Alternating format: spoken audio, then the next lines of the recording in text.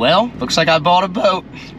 Oh, what have I done? Man, I have another bad idea that I'm gonna try to bring into the reality of this world. So I put a thing up on Facebook saying that I was in the business for a boat that does not run, that is not necessarily seaworthy, that does not need to have a title, but needs to be a dead rise of some sort. Pretty overwhelming response. I put that up less than an hour ago, and I have about 4 boats that are within half an hour to go look at. If somebody were to ask me, how many boats do you need? The answer would be all of them. Because I'm a collector. I base my life around things that are willing to support my habit. Unfortunately, in the past 30 years, being a waterman has become a far harder business than it ever used to be. Between regulation and pollution issues and rising cost of operation and the lack of help, it's become very, very hard. There's a lot of guys not even been able to sell their boats. They've been just sitting in marinas or in yards, dying, essentially. The boat that I'm going to look at right now, I know very well. Owned by a buddy of mine. They got a new boat a couple years ago, and so this is their old boat. I mean, this boat was in rough shape when they were using it. I'm basically looking for an authentic crab boat. Does not need a motor. It needs to be cheap,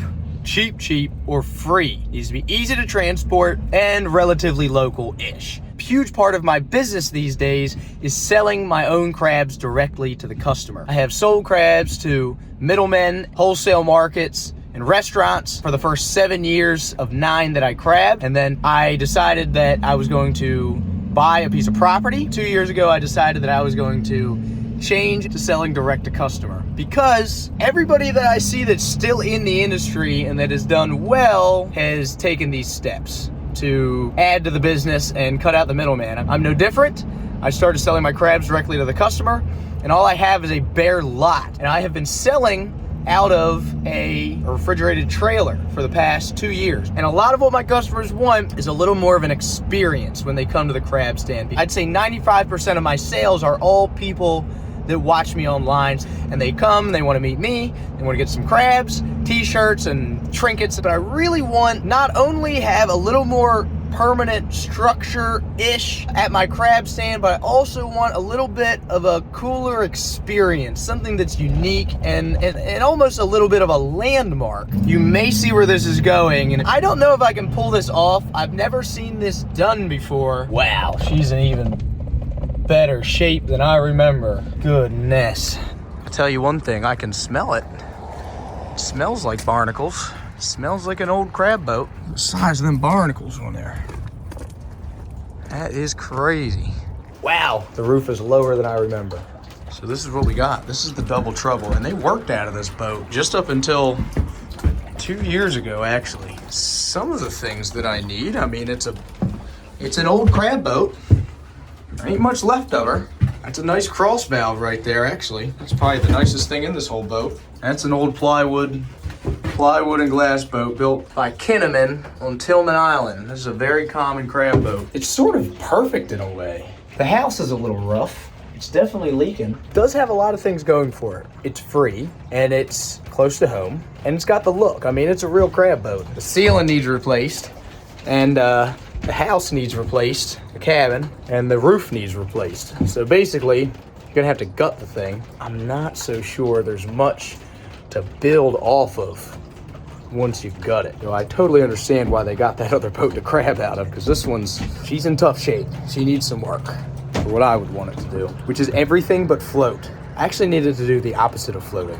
Not sinking, but not hold water. Floor honestly is solid, more solid than I was expecting it to be. And I don't need the motor, I just need the whole thing open, which I like. I mean, there's a lot of potential here. The issue is like down here in the bilge. Wow, there's a piece of a fish still in there. I'm just not sure if the ribs and the stringers are gonna be together enough. I mean, she's not in the worst shape I ever seen. It's close, but it ain't the worst. But look at that. That's some old school stuff there, buddy. That's a homemade heat exchanger, 350 Chevy, small block with a velvet drive behind it, and like an 1.25 inch shaft. Hole in the ceiling. We'll see what's down here. Keelson board, keel bolts still in there, although I'd probably lose the keel. So this part that I'm standing on is called the gunnel, or the gun whale. I've heard it called both things. And they're actually more solid than I was expecting.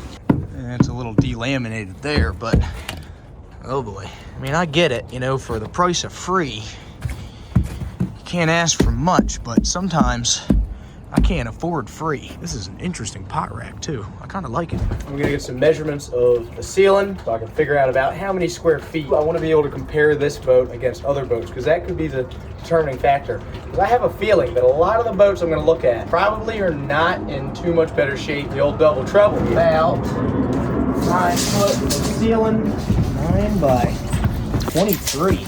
Wow. That is one of the big benefits of a Kinnaman is that they have a lot of square footage for the size of the boat. So this boat is 38 feet overall. Old man after my own heart here. That's one nice hammer. Definitely usable. Look at that, she still spins. The upside, it's free. Other upside, it's a real actual crab boat. It's a Kinnaman. It's got the square footage inside that I'm looking for. The other benefit is that the keel is about to fall off. So that saves me the trouble of cutting it off. I would say the downsides, it basically needs gutted and the house cut off, a new ceiling put in, a new house, and a new roof. Really a shame that this boat likely will never see water again. It's probably gonna get cut up from here and burned, but there's a possibility I could save it. Honestly, the fact that this boat has made it as long as it has into the 21st century is incredible. This boat's probably built in the 70s or the 80s, and these boats are built to be cheap workhorses. If a boat like this was only designed to have a working life of about 15 to 20 years, she's definitely had her day, and I'm not writing it off yet. So this is boat number 1,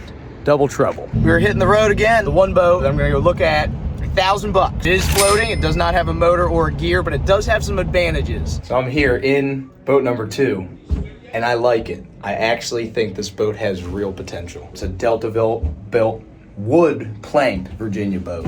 It ain't perfect, but the house is together. It's not leaking too bad. I mean, it's all things can be fixed. It's got windows, rope windows in it, and it's vintage. It's really cool. It's got the look. It's beautiful. Needs a coat of paint bad. This boat has really good bones. This might be just what I'm looking for. This is inside the cabin in the house here.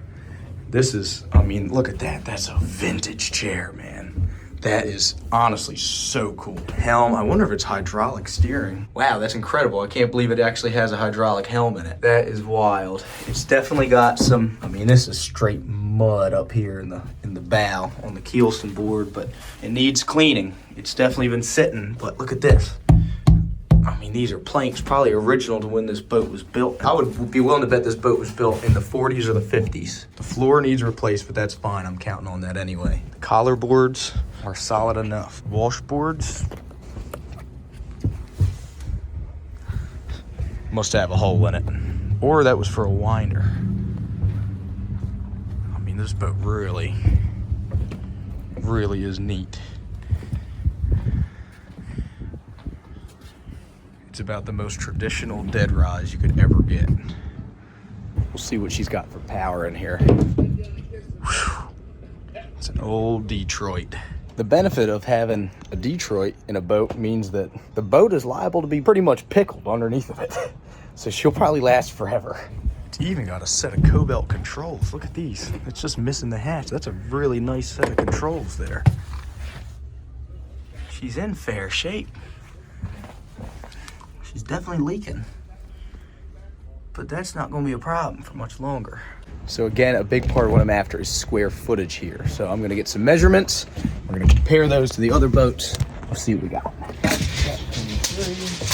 So it's about 23 foot of floor by 11 foot of floor, which is actually a lot more than I was expecting it to be. If I was looking for a boat to actually go crab in, probably not my first choice, just because it needs some work. But for what I need it for, does not necessarily need to be seaworthy. It just needs to kind of look the part and have some structural integrity. It might be leading the race. It's definitely my favorite so far. Another advantage is that this boat has a glass topside. It's not just exposed wood. It's not rotten. It's glassed on what we call the collar boards, which are the boards that come down off the house.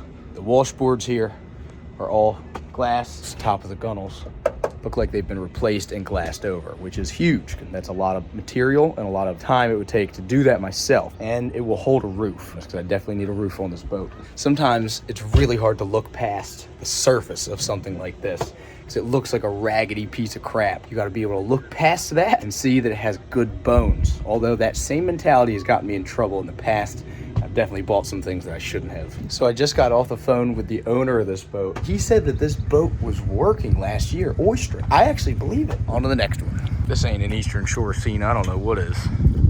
Right, dog? I'm at the marina in Baltimore, on Essex, and that is the third boat. My goodness. Wow, this is more of a charter boat here. But, I mean, it's a beautiful piece of craftsmanship. Look at that. You can also see daylight through the floor. It is a pretty boat. Wow. Look at that flare on there. That's a beautiful boat. It's absolutely gorgeous, but that is some work right there. I mean, it is pretty freaking big. The running gear is nice. It's got a nice scag on it. Might just be too big for what I need. This one does have a really nice motor that does come with the boat and a gear, which is worth something. May play into my decision. This boat definitely needs a lot more bright work in a weird way than I even think the other one does. It's hard to say. I think that I have made a decision which junk boat I like the most to turn into a crab store. I'm headed over to my lot where I sell the crabs right now to take some measurements and try to get a little bit of a layout plan to make sure the boat's gonna actually fit before I call the man and tell him I wanna buy it. Ooh, we also have some really cool stuff coming up. You guys have been wanting merch. We did some merch. It worked out really well. Well enough that we're liable to really take that level of the business to the next level here. So we are here at my lot, 7333 East Furnace Branch Road. This is where I sell all my crabs directly to the customer after I catch them. This is where I'm gonna be putting the boat. The boat is 36 feet, like we'll say 12 feet wide. But basically the lot is this big curb cut and then this big gravel pad. It goes all the way back to there. I'm gonna try to find a place to put the boat that is visible from the road so people can see it, but also gives enough room to drive past it, parking and all that kind of stuff. So I have all this land to work with here, and I originally wanted to stick it straight out, but I think that it's gonna be too long. Now I'm wondering if I can angle it this way so it has a good road presence, but it also gives us a lot of driveway space. I want to try a couple different setups here. So I got my tapes. I'm gonna walk out, put that cone, and just see how far 36 feet this way is. So it turns out 36 feet is freaking huge. Don't think that's gonna work.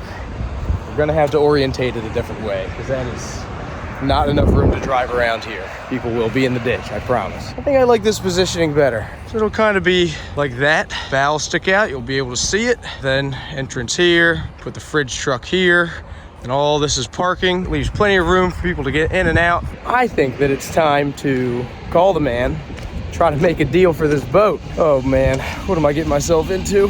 Boy, if this isn't a typical Luke move here. All right, we are gonna call the man with the boat. Call JB here.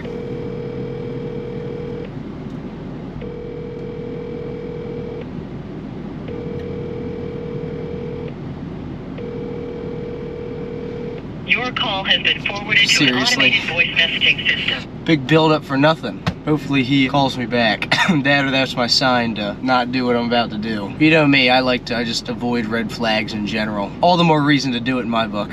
So I may be speaking a little too soon here, but there's some reasons that I want that boat and not other boats. So the first boat we looked at was the Double Trouble. The biggest advantage of the Double Trouble is that it's free, but it needs everything. It needs a ceiling, it needs a new roof, some work around the gunnels, it needs collar boards, it needs a whole cabin. Totally would work. It's a Kinnaman. It could be churched up a little bit. It just needs everything. The giant charter boat that was up in Baltimore, beautiful boat. It's got the lines that I like, but that boat is more of a charter boat than a crab boat. But that's a really, really big boat. The charter boat was about $2,000, and he said that if he pulled the motor and the gear and everything, he'd sell me the boat for $800, which is still a little more than I'd like to spend on that boat. I mean, it needs work on the gunnels, it needs work on the cabin, it needs work on everything. And, you know, for $800, I still got to get the thing home, trucked home, and blocked, and, you know, you'll have a little money in there. So the Deltaville boat, that boat has some very classic lines to it. That is a classic Deltaville, Virginia built true dead rise, which means it's planked. They start with a keelson and then they plank off of that to the chines, and it's just classic looking. It's beautiful. Honestly, I almost feel bad using that boat not in the water. In order to be seaworthy, it needs to be what they call re-nailed. That means a lot of the fasteners in that boat are starting to come loose, and so it's starting to leak pretty badly. It's not likely to be put back to work. It would take an extraordinary amount of work to make that boat truly seaworthy and able. But for what I need it for, it looks like it's gonna be perfect. It has the look, it's got the lines, it's beautiful. Pull it out, power wash it, coat of paint, a little sanding, a coat of paint, put a sealant in it, cut the side out of it, put a roof on it. It's gonna be about the right size. It is $1,000 that he wants for this boat, and that's when he takes the motor, everything in the boat out. But I think I might be able to get a little bit of a better deal. It's gonna need so much work. That boat, I think, out of all of them, has the best things going for it. All right, he's calling back. Hello? Mr. Luke. How you doing? Jason Baker, how you doing, buddy? Not too bad. Were you out oystering today? Yeah, we got it done. It was blowing on us, but we got it done. We caught our limit. Were you dredging or hand tonging? We're hand tonging. Has it been all right? Have the oysters been there this year? I know there was a lot last year. We've been catching them. We've been catching our limit every day. Good. Tell me, what were you talking about with the boat? What were you thinking? Well, I went down and looked at it. It looks like something might work. Where were you at on price? And were you trying to keep the motor and the gear and everything else? It looked like it had a nice steering helm in it, some nice lines, and gear and all that stuff. I've got a couple projects going on. I did get both of the helms, and I was going to pull the motor out of it, which has got some value to me. I wanted to cut you a deal for $1,000. If you got to make me a little bit of a counter offer, I'm not going to be too objective to work with you some, because I'm tired of babysitting. It's awesome. It really is a nice boat, but obviously needs painted and whatever else, but looks like there might be a couple boards coming loose or something in the stern there. It looks like it's leaking a little bit from the stern. She needs to be re-nailed. The boat hasn't been hauled up for a while is what it is. Yeah, it don't look like it. But it might be perfect for what I need. Will you take $600 for it? How about $700? I'll make the deal. I'll shake your hand. $700? Yep. All right. All right. $700. That's cool. All right, we'll do it. It's got a title and all that? Got the Coast Guard papers and all to come with it, yes, sir. Gotcha. I always forget to ask that until after I make a deal. It's bit me in the ass before. I get excited, I wouldn't have made it with you if I couldn't back it up. It's all good. I don't need the thing like today, but maybe a couple weeks or, week or two or something like that. It's probably going to be within this next week. All right, sounds good. Yeah, I'd like to get it relatively soon. I got a little bit of work ahead of me now. I should be able to tow it. Yeah, you'll tow. Tow it, in the water, right? You said it's got a pump on it that works all right? Yeah, it's got a pump and all that works on it. Yeah. All right, I'll bring a crash pump or something just in case. It's liable to be a little bit of an adventure getting her home. But, I'll keep an eye on the weather and whatever next week. And, maybe I find a day we can, I can come over and pick it up and drag her home. Sounds good. I'll have that motor out this week, I'm pretty sure. So. Sounds good. I appreciate it. Okay, Luke. All right, see ya. Yeah, see you, buddy. Call ended. Well, looks like I bought a boat.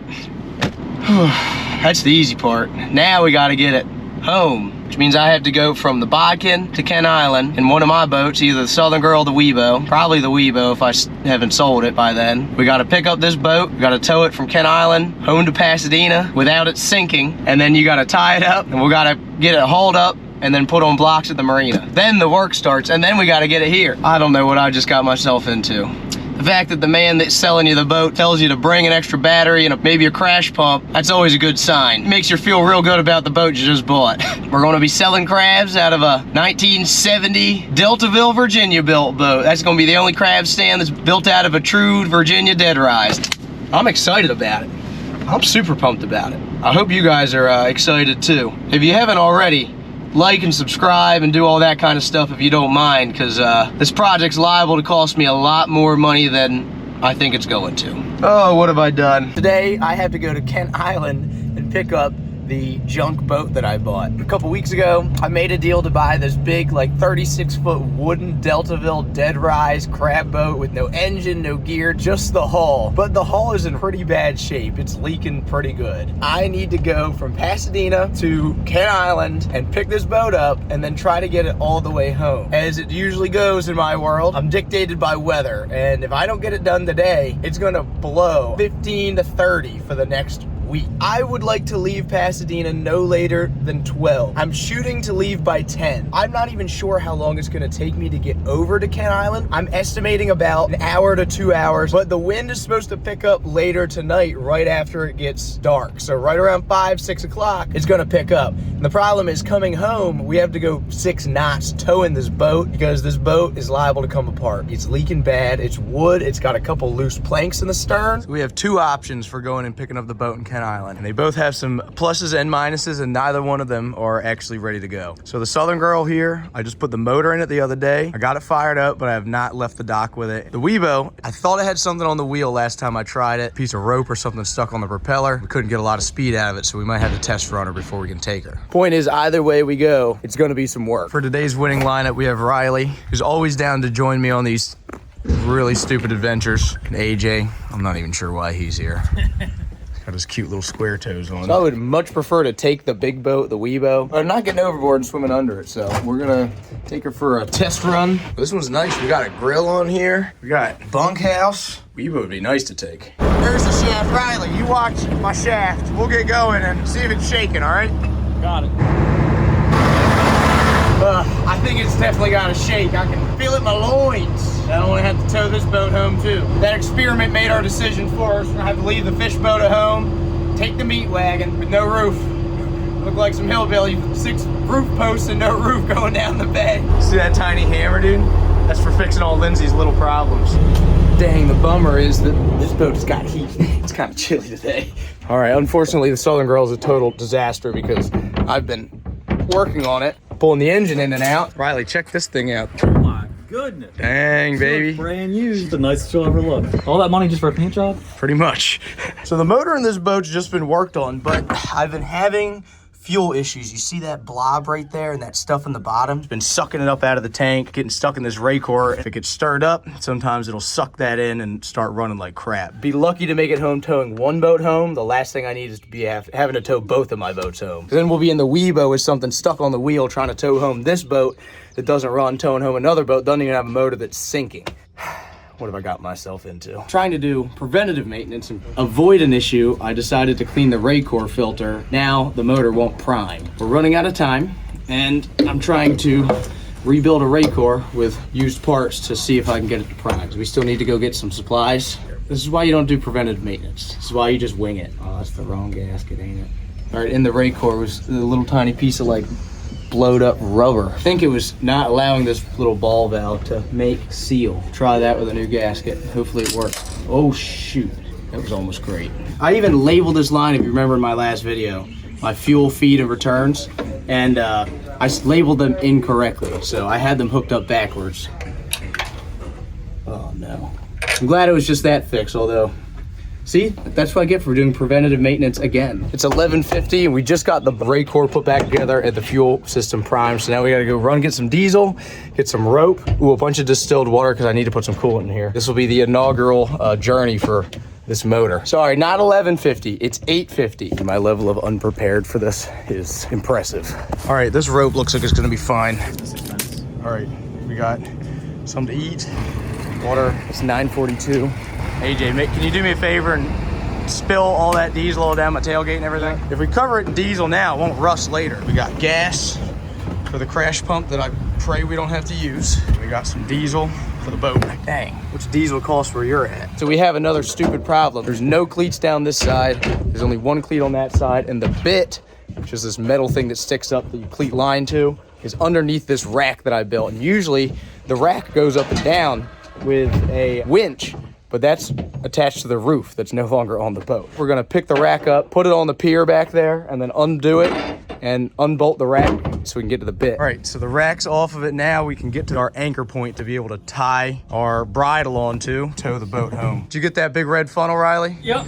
Okay. How do you get the cap off though? Sometimes you gotta get a hammer, tap it on the top, and that'll bust it loose. There you go. Yeah, that's perfect. That's actually what that's for. All right, I made sure to be clear. Not that, that is what goes in there. Kind of sounded terrible, but it started. 10:44, which is only like 44 minutes later than I wanted to leave, but it's an hour before the deadline, so That's pretty good time in my world. I think we got everything. We got plenty of garbage, a bunch of water we can't drink. Boat that I have yet to run since I put the engine back in. Nothing really could possibly go wrong. You can see a little bit of fog starting to set in. That would not be fun. But if you look at the chart, we're here. We need to go across the bay, around the point here, and then through the Kent Narrows Bridge. And our boat is somewhere over here. Yeah, we got a long day of impending disaster ahead of us, boys. We gotta eat up. He's shipping it up over there. Looks pretty good. Hey, what do you think? Good? It is slick calm out there today. Couldn't have picked a prettier day for this time of year. It's a good day to do something stupid. Coming up on the Narrows Bridge, I'll tell you what, there is some diver ducks in here today. They are boat shy. They've been banged up on all year. We had a terrible duck hunt year this year, except for sea ducking. Right after the end, you seen them. Got a hand tong right there. I didn't know you could hand tong right there. Well, it's a little late now and I haven't radioed them, so I'm hoping that my super tall antennas don't get ripped off under the bridge. I think we'll be fine. Oh yeah, you'll be good by a long shot. Think so? Oh yeah, 100%. Oh, we're freaking mint. Are you kidding me? Wasn't even a concern. We got like 5 feet. We're good. Tide is ripping. I tried to take a shortcut and it is getting skinny. Oh, any lower than that, we're about liable to hit bottom. Oh man. It says on the chart that it's deep, but we're prop tagging. We're prop tagging the bottom right now, I can tell. It says it's 10 foot right there. That's nothing. Oh, we're getting water back. We're getting water back. Oh yeah. Oh man, the problem is we can't run that track back. That other boat draws more water. If we come back, we'll just go around this. I want to make you do a tow until we get out there. Like that. That way if we hit anything, you're live. There she is. What a beauty. You know George? I don't think so. How you doing? George is Ted Lee's nephew. Yo, George, Ted Lee's nephew. Oh, Ted Lee. It's Ted's nephew. Oh, okay. George's grandfather made the phrase chicken neck. Oh, okay. George's grandfather made that phrase. There you go. You're in presence of get out royalty here right now. That's right. And that is some delicious looking stuff there in the middle, ain't it? It's only a skim coat on top. It's not that bad. I seen that thing had an old Detroit in it. I said, I bet you she ain't gonna be rotting a bit. I said, she's gonna be pickled underneath of there. Yeah, I don't think this boat's got any bad wood on it. She's leaking right back here. You see a little bit, Right. a little bit around that stern there. This boat didn't leak much, and she didn't have any bad wood. She just needs some love. Yeah. Just like the rest of them. That's right. We all just need a little love. You're going to come across a lot of people that are haters. Yeah. They're going to beat you up. When it comes to the workboat stuff, that's in our blood. That's history for all of us here in this area. And you're going to have people that are mean to you, mad at you. They never met you before. Everybody that really seems to have a major issue with me, I have never met in person. I just want crazy. to affirm to you to keep doing what you're doing. You're confident with what you do. You look to some of the old timers to give you some advice on the crab pot part of it. But as far as the rest of it, don't let them discourage you. No, I appreciate that, man. You'll go through that fine if you keep friends like us around. Yeah. We'll certainly help you with anything we can. Man, I appreciate that. I really do. We've been beat up for a long time, and we're still taking it with this sewer system and with China Wingo doing what they're doing. We're really in trouble. Yeah, I know. I mean, I'm trying to do what I can. All the old timers been doing it for a lot longer than I have. George Lee said, "You can't tell me nothing about the workboat. My daddy changed my diaper on the engine box." That's right. I believe it. You probably conceived on an engine box too. You never know. We crap out the creek there. Either my aunt or one of the ladies trying to bring chicken down, flip the headlights at me, come in and get your fried chicken or something. There, you know what I mean? Oh yeah. Crab at Master Creek, you do it, you know. Yep. Check out what you got up in here. Oh, she ain't even got a steering wheel anymore.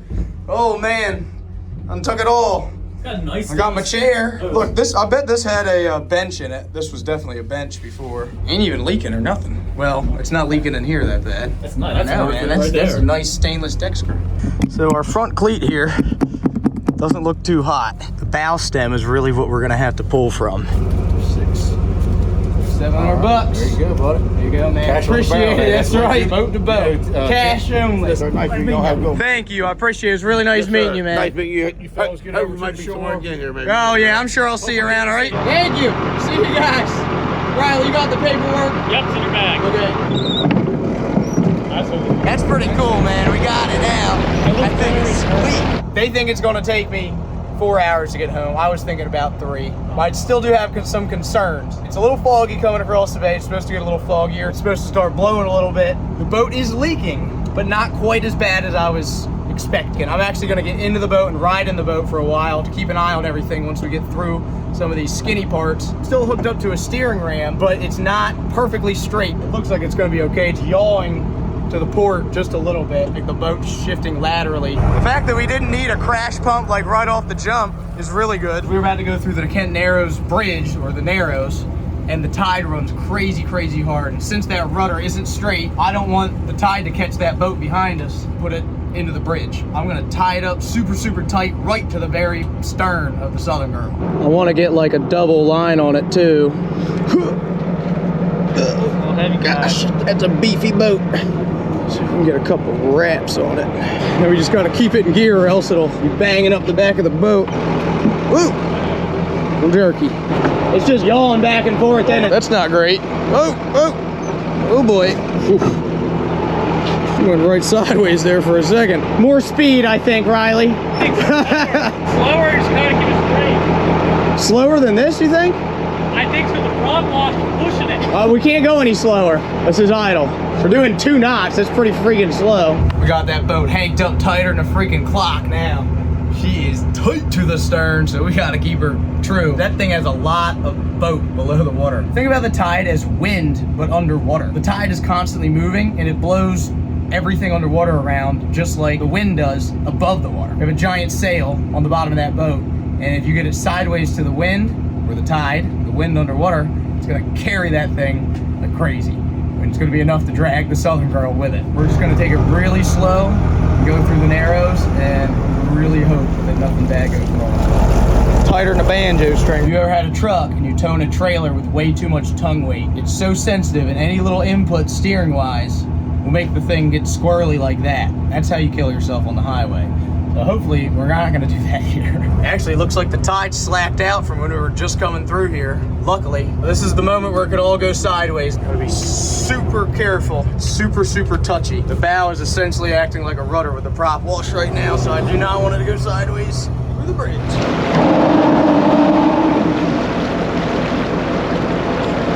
All right, one potentially dangerous obstacle conquered. It's like 15 more before we're home. That was the one I was really worried about. We're going past Harris's Crab House right now. That's where I've done all the oyster shucking videos. My good buddy Jason Ruth runs the shucking house over there. He's probably looking out here thinking, what the heck is he doing now? We left an hour and 5 minutes ago? Yep. Oh wow, we just got through the Narrows. It's liable to be a long journey. 3.9, 4 knots. I thought we might be able to do like 6, but we're gonna do that. I'd like to put another line in it and be in the boat. There he is, the man, the myth, the legend. What's going on, buddy? Good to see you. It's been a while. Jay couldn't help himself but come be a part of this extravaganza. So she was built in Deltaville. You know who built it? Not yet. Well, I'm gonna spend a little time with my new boat here while they drive and make sure it's not gonna sink and identify any leaks that it may have while she's underway. Jay Fleming back there in the drone. It's kind of cool. Weird to see my boat from this angle. This ain't so bad.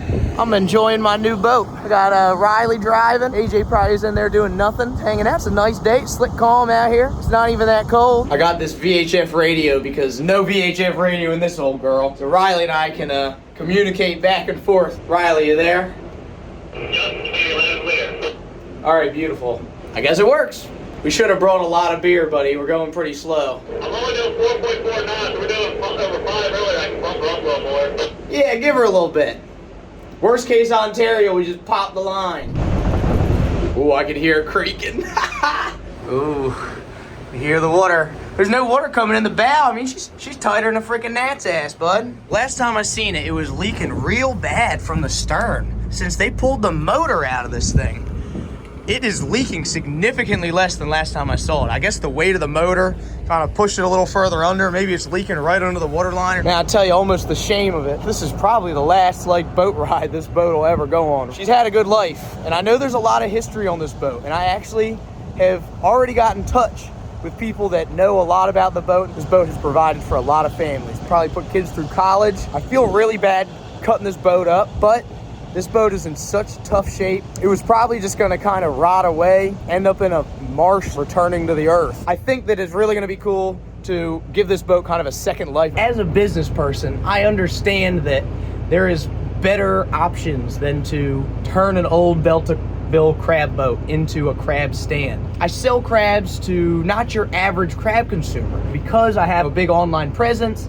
and I have a lot of people that want to come and meet me and try the crabs that they watch me catch online. You have to cater to your customer base in a little different way than your average guy selling crabs. You have to identify what could make their experience better. For kids to be able to come to the crab stand and experience a real crab boat and actually see a boat that worked on the water, it's so important to get the next generation familiarized with the industry and show them, put a face and an actual thing to this idea. We want this industry to thrive and have a rebirth and really last. I think it's crucial that we get the younger generation involved in the water. These are the kids that are gonna be growing up and they're gonna be voting and they're gonna be deciding whether I have a job or not ultimately. I think it's really important for kids to understand where their food comes from and that we are the ones that are most invested in keeping the natural resource around and be good stewards of.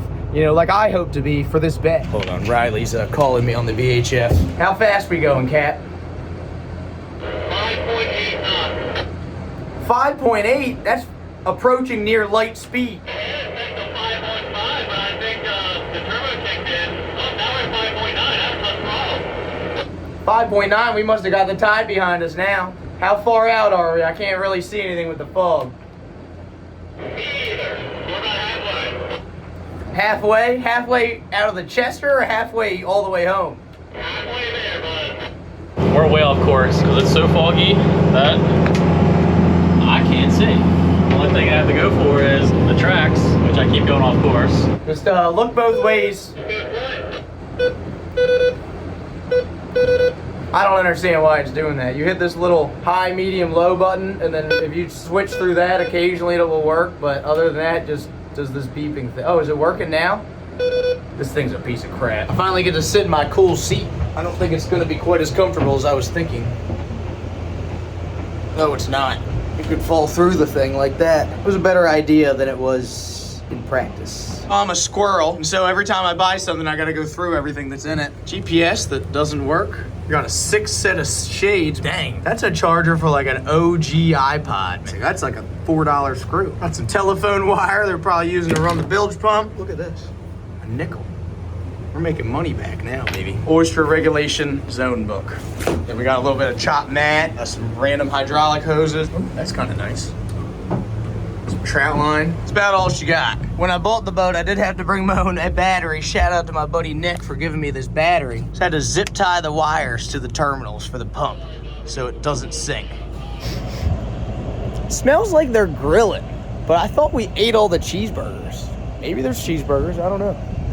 I definitely am downwind to some grill smells. It smells pretty good. I'm getting hungry. It's like almost 5 o'clock now.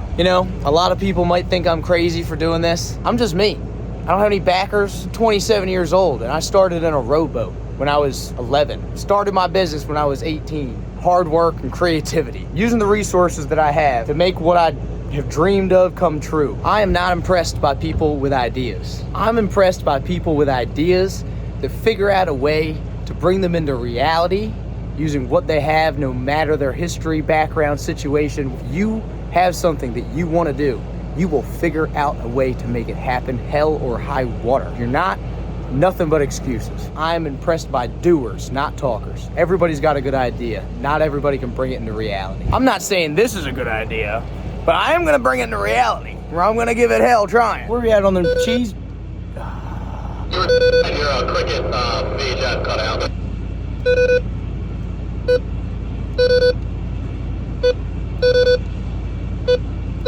This thing sucks, dude. I hate this freaking radio. It's the biggest piece of crap I ever borrowed. You there? That's a long lead to captain short lead. Are you there? I'm trying, but it's only working like every once in a while. I think you're asking where we are. No, I want a freaking cheeseburger, but I can't. The radio won't work. I would assume that's where he's at. we're about 1 nautical mile offshore between the Maine and the Market. Where we at? I don't care how far we're at. Where we at on them cheeseburgers? Where are we at at work? You keep coming down the same point. The cheeseburger. God dang. Killing me. I'm gonna throw this thing overboard. If I didn't borrow it, it'd be in the drink by now. Maybe you meant where we have a fuel. We're about half tank. Not fuel. I don't care about fuel. Cheeseburgers. Where are we at on the cheeseburgers? Cheeseburgers weren't any, bud. We got quarters up. Are you serious? You. Are you? Bye-bye. We ate them. Gone. Triple cheese. Very tasty. You. I can't even talk. I'm about to throw it over and buy the guy a new one. Nothing. I think they ate all the cheeseburgers. Sorry, Luke. That's just wrong, man. Made it to Mocking Creek. There's Luke back there. It's about 5:40 p.m. And we're gonna try to get me off of this boat onto the Southern Girl because Riley's scared to put it in the slip. I ain't scared to break stuff. That's what I'm saying. Look at these guys. They were partying, eating cheeseburgers and stuff. They ate all my cheeseburgers. They didn't even save me one. I was back there making sure the freaking boat don't sink. You saved me something. It's one piece of thank cheese. you. A piece of cheese. Stick that right to AJ's. Welcome to Pasadena, my Virginia-built friend. All the neighbors are watching me come in the creek now, and they're like, this guy, again, another one. I got a whole fleet of crappy work boats that I keep dragging home from all different parts of the country. You gotta have them all, dude. It's like Pokemon. You gotta catch them all. Correct amount of boats to have is all of them. I'm single-handedly making Pasadena affordable to live by bringing the property value down with all my boats. You can thank me later. The Dora Lynn now lives in Pasadena. Like and subscribe, do all that kind of crap if you want, because these projects are getting a lot more expensive and time-consuming. Thanks, AJ, for coming along. Yep. Riley, my co-captain. Well, I appreciate it, man. All right. See ya. See ya. If there's something that you've been wanting to do, a dream you want to pursue, go do it. Somebody's got to be the guy that you want to be. May as well be you. So today's the big day where I get to haul out the wood boat that I just brought home, that I just bought to turn into my crab stand. Right here, the Dora Lynn, Deltaville, Virginia built wooden dead rise. But this boat has not been hauled out in a very, very, very long time. I'm talking probably at least 3 or 4 years. And in the Chesapeake, that's a long time to not be hauled out. That means there is a lot of stuff growing on the bottom of this boat. Ferd from Germer House Marine here in Pasadena is headed over with this big hydraulic trailer.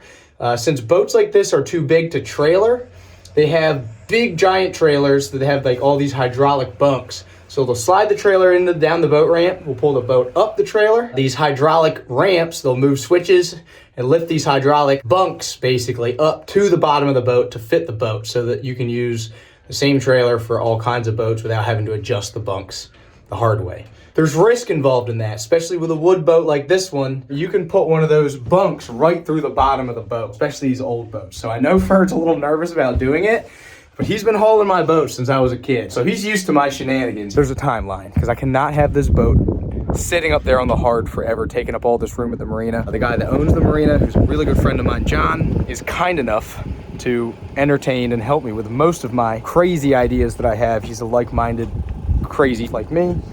He's gonna let me keep it here on the hard at his marina. If somebody refers to a boat being on the hard, it means that they're not in the water. It means that their boat is on land. Once we get the boat out, I have a lot of work ahead of me. The first step, scrape the bottom, and then I'm gonna have to power wash it while it's still wet, because if it dries up, it's 5 times harder to get off. Barnacles are really hard to get off of wood boats because they tend to ingrain themselves into the wood. I gotta take the floor up, the ceiling, and I gotta replace the whole ceiling with something else. Strip it down, see what we're working with, and then get to clean it. So this will be my very first time ever seeing this boat out of the water, so I'm curious to see what the bottom looks like. Not that bad. It's not as bad as I thought it would be. No, it's not as bad as I thought either. Look, the shoe is missing. Doesn't even have a rudder shoe on it. I guarantee they ran that boat for a couple years without a rudder shoe on it. Man, I couldn't be more pleased. It's not near as bad as I thought. It ain't good, but it ain't the worst I've seen. We ain't put a stand through the board, so that's good. Creaking a lot. Yeah, so it's over here too. I don't like that. Go ahead down a little more.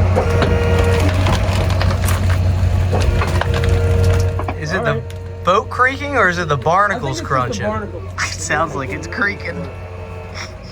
I guarantee you that's the fanciest trailer this boat's ever been hauled out on. My favorite part is the trailer feet. The wheel ain't terrible. There's supposed to be a metal with a cup here that goes from there to the keel called the shoe. It stabilizes the rudder, and I promise you that's been missing for years, and they were probably working out of this thing with no rudder shoe on it, I'd imagine. Honestly, this thing does not draw any water at all. This would literally be the perfect boat for me. I just can't use a wood boat that's not glassed over. Easy to fall in love with, but would take a full-time crew to keep this thing floating and able. Yeah, she's old, but I love this boat. It's beautiful, classic lines. I know it looks bad now, but it's a diamond in the rough, I promise. So the way they build these dead rise boats, actually, let me refer you to an actual expert wooden boat builder, John Kellett. John, can you explain what makes a dead rise and how they build them? It's the construction.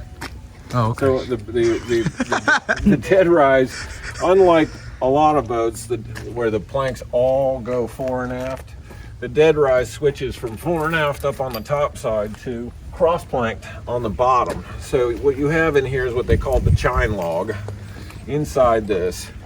And so all the bottom planks are attached to the chine log and then into a rabbet in the keel, and they're all going crossways, and they're just boards back there, but up here they're called the staving planks, and they have to have a twist in them. You see that this plane is not the same as this plane on that thing, so they have to carve that twist so that as you get closer to the bow, it gets more and more twisted and takes this shape. A lot of boats, they steam planks when they need to twist or bend them, but these are twisted so much that it's easier just to carve them into it. Don't they build them upside down and then they... Sometimes they built them upside down. It's a little easier to work on the bottom building it upside down, but rolling it over is a little bit of a task. All right, cue the satisfying time lapse of me scraping the bottom of this boat.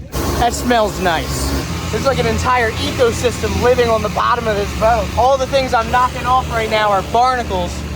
I don't really know much about barnacles, but they grow on your boat when you don't paint it, and they're a pain to get off. They also have bloodworms living in the barnacles. These are the same ones they dig in Maine.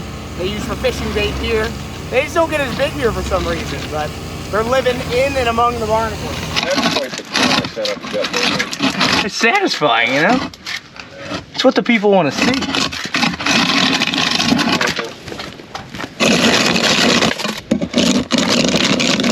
Oh, my camera's covered. How's it coming on this side? I'm almost done. I'm actually fairly certain that if we were to put the boat back in the water after all the bottom was scraped, it would leak a lot worse. I'm very confident that barnacles were part of the thing holding this boat together. This bit right here is a radiator for the engine. It's called a keel cooler, but instead of a car radiator with air running over it, you just pump the coolant through these tubes that are corrugated, and then the water around the boat cools the engine coolant. I think she needs the power washer.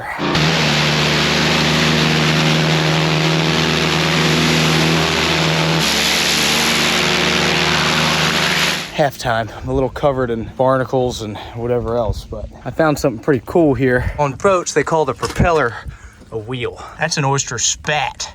That means a baby oyster. When oysters mate, they're on the bottom, and then they release the egg and the love nectar, and they meet, attach, and then they latch onto whatever the tide kind of pushes them onto.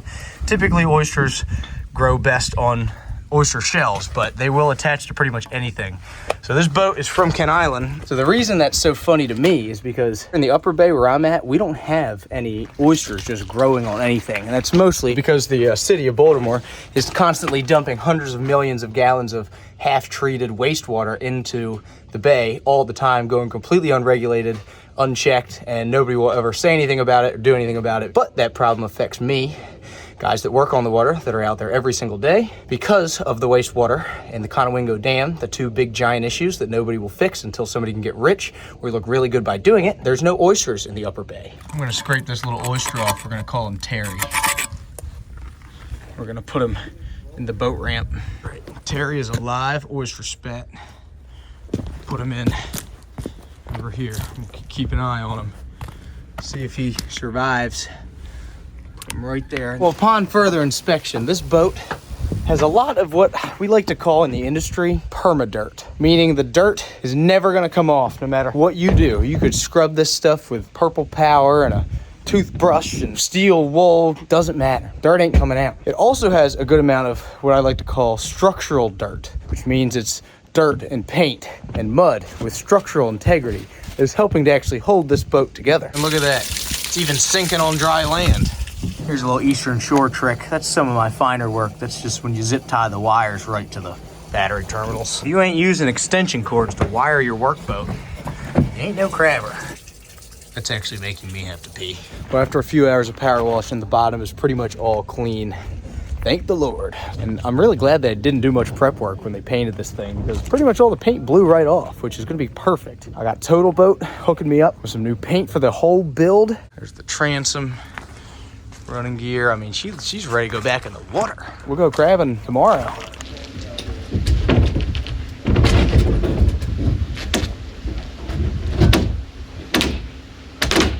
Do you need help? Yeah, I got it. Okay, let me know.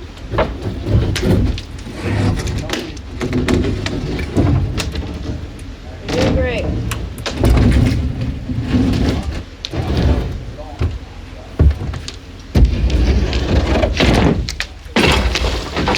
My bad. Whoops, sorry. He tried to kill me, I'm just saying. I feel like every time I've worked here, I've almost gotten hurt a lot. Impossible. No, We're extra safe that's around here. crazy. Safety always comes third here. We got some really nice stainless deck screws. I'm definitely snagging those out of there. A couple $100 worth of plywood. We're on a tight budget here. We have even less time. Workboats, you typically will have a console right behind the cabin. You'll have one somewhere stern so you can oyster and work and do stuff like that. Probably don't need this anymore. Look at all that square footage we got now. So when I was checking this thing out, I noticed there's a scum line. There's actually two, and that's from this boat sinking. I actually saw a picture of this boat sunk on Facebook from a while ago, but that is absolutely the scum line you get from a sunk boat. And it looks like it may have been down there a little while. We've certainly got some bilge treasures. The bilge refers to the inside of the bottom of the boat. So that's where everything ends up, inevitably, in a boat. If you'll notice in this boat, very common with old dead rises, there's no guard. I don't know what they call that. There's usually a little piece of floor that goes up like this so things don't run into the bilge. This boat's actually designed to have things run right into the bilge. Water would just be pumped out. Check this crafty work out. I got extension cords using just regular house extension cords for wire. That's some amp wire from a car. This is house wire. There's a lot of nasty things. Looks like a peanut bag. All kinds of good stuff. And this boat, I know it had Detroit, but you can tell it had a Detroit in it because of all the oil that is in the bedding. Because if you got a Detroit and there's no oil under it, there ain't no oil in it. Not a big gloves guy myself, but to get into this bilge, this is not the scraper I was wanting, but it's the scraper I got. I spend half of my existence looking for tools that I literally just put down. Oh, wow, look at that. That is awesome. Decades of sludge. There's a radiator cap. Somebody had a bad day, dropped that down there probably 10 years ago. Got a bottle of Dawn. If you don't know what this is for, you definitely ain't no crabber. Oyster shells, oil rags I put in the bilge this morning. Oh my God. That's a window weight. It's a common hand tool around here. Oh, this is just a bucket of rocks. That's a rock. Oh, regret. Oh, wow. That's just, I'm not even gonna look any further into that. Framing square. Crabbers don't know how to use these. Ooh, that's a good piece of stainless right there. Piece of the boat that just decided to yeet itself off. Crab claw classic. Oh, that's a whole oyster. Oh, there's lots of them. Oh, ooh, we got a set of shades. Are these Costas? No, these are, look at that. It's a set of shades with a barnacle on the inside. Clam bags. Probably still got clams in them. This is what they use for trout lining for We'll put the bait in these bags and put the bag on the line. Then the crabs hold on to the bag, and that's how you catch them trout lining. Twine, probably for like a marker buoy if you're tonging. What is this? Ooh, treasure. This is a cobelt control handle. I actually have cobelt, so we're saving that. Wow. There's so much string in here. Some wire. Ought to start saving the wire. Scrap it, make some of my money back on this investment. Oh my gosh. Oil pig mat, that's very old. This is your standard issue Eastern Shore bailing bucket. A hammer. Making our money back. Ugh. There's an oyster. I thought it was alive, but it's a box shell. That's pretty nasty. Lots of treasure in this bilge. There's so many oysters in the bilge of this thing, it's a hot lick down here. I want to get the tongs, get them out of here. Ugh. Oh, I'm just getting started too. I'm finding all kinds of treasure. Here's a bilge hammer. There's probably some guy watching me do this that used to own this boat. It's like, oh yeah, I remember dropping those in the bilge in '86. I was going at this with gloves and a chisel. I just looked under the ceiling. I think this is gonna be a job that requires me to take up the entire ceiling and use a shovel. If you look down in there, I know you can't see much, but the entire boat is full of shell. This is gonna be a bigger job than I thought. I wanna be able to keep track of the floor ceiling pieces so I can use them as templates if I have to cut a new one. So I'm gonna spray paint number, so when I pull them out, I know which ones go where. There's no freaking thing. Who the hell does that? Can spray paint, no top. This is for your viewing pleasure, but my fact. I may need to use this video to go back. 1, 2, 3, 4, 5, 6, 7, 8, 9, 10. So it's been a couple days since she's been on the hard, and you can see where water is leaking out of her and actually freezing up on the keel. So all those spots where water's coming out of the boat is where water was coming into the boat when she was in the water. No, I've seen what's in this bilge. My toxic trait is that the longer I look at this thing, the more I want to use it as an actual crab boat. How could you not want to go to work in that? That thing is pretty. I know it's a terrible idea, but that makes me want to do it even more. Fun fact, this little piece nailed to the bottom of the keel is called a worm board. And in the olden days, they would put this on, make it out of softer wood so that the wood-eating worms would eat this and not the keel. Then they could just replace this. It was almost like a sacrificial anode for wood. We're about to pull up the first section. I'm telling you, this thing has not been pulled up in, it looks like at least a decade. It is the nastiest bilge I have ever been a part of. I'm not kidding. Oh my gosh. Look at it. There's an oyster. Bunch of razor clam shells, like 3 inches of mud, clam bags, gloves, crab claws everywhere, chicken neck snoods. There's a mud crab right there. It's pretty bad, and that's one of 10 pieces that we gotta pull up. So I just pulled up this piece of the ceiling down here, and check this out. Under the floor, look at these rags. They must have hammered into the chine there. It must have been leaking terribly. Rag jammed in there too. And this white stuff is actually a coral that grows on, like, if you find a crab pot float, it's been left out over the winter time or something like that, you'll get this white shell like coral. So this was either underwater for a long time or it's been leaking for years and years at least, I would think. These boards are not in great shape. I still want to cover it in glass and go crabbing out of it. That doesn't change my mind. I'm too dumb to be deterred by some major issue like that. That might be it. There ain't many. That was it. One holding it in. Ooh, sketchy. Oh my gosh. Yeah, that's what I was looking at. I thought I can clean this thing up without pulling floor up. Not like that. Look at that. That's incredible. That's fine. I can tell which side their culling board was on. That's the Eastern Shore bilge right there. Roll farms, coffee lids, oyster shells, zip ties. And oh yeah, there you go. That's like the 3rd steak knife I've found. More stainless hardware. Look at that. These things are like a couple bucks a screw nowadays. Oh, that's like a $4 screw right there. Wow, look at this. That is all a pile of stuff that grows under the water. Look, these mussels are attached to the boat. That's crazy. Look at that. These mussels were living in the bilge. They're grown into the inside of the boat. We're inside the boat right now. and these mussels are grown on the inside. That is crazy. There's literally an entire ecosystem living in this boat. I know we're finding lots of cool stuff. I'm gonna wait. We got the whole floor up, then I'll do a bilge-wide survey. All right, 3 used ones is just as good as 1 new one. Oh, there's metal in there. Oh, we're already halfway there. Ooh, no point in stopping now. Just learned a good lesson in crabbernomics. Sometimes there's no substitute for brute force. I like that fuel tank. I can see cutting it in half, making 2 tanks, and then having that on the gun on my boat as like a crab shedding tank. So we have the entire ceiling out of the boat. We're left with nothing but stringers and bilge. So we're gonna take a quick look. So we got all this stuff we went over. Come over here, more clam bags, just more stuff. There's a whole crab shell up under here. Look at that guy. Yeah, check this out. Here's the cabin. Look at all these shells in the bilge. That's crazy.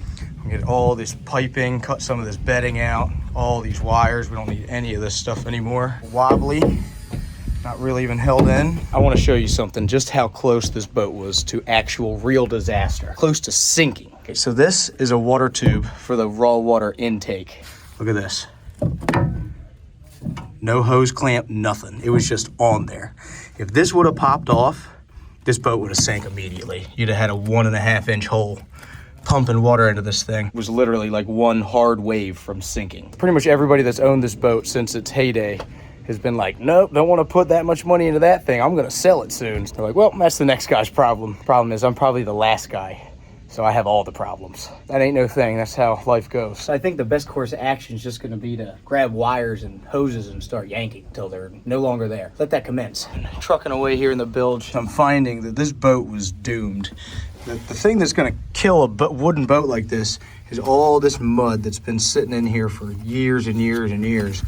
So the back of these wooden boards never get dry. They're literally so soft and squishy that when you try to scrape the mud off with the putty knife, the putty knife just sticks into the wood.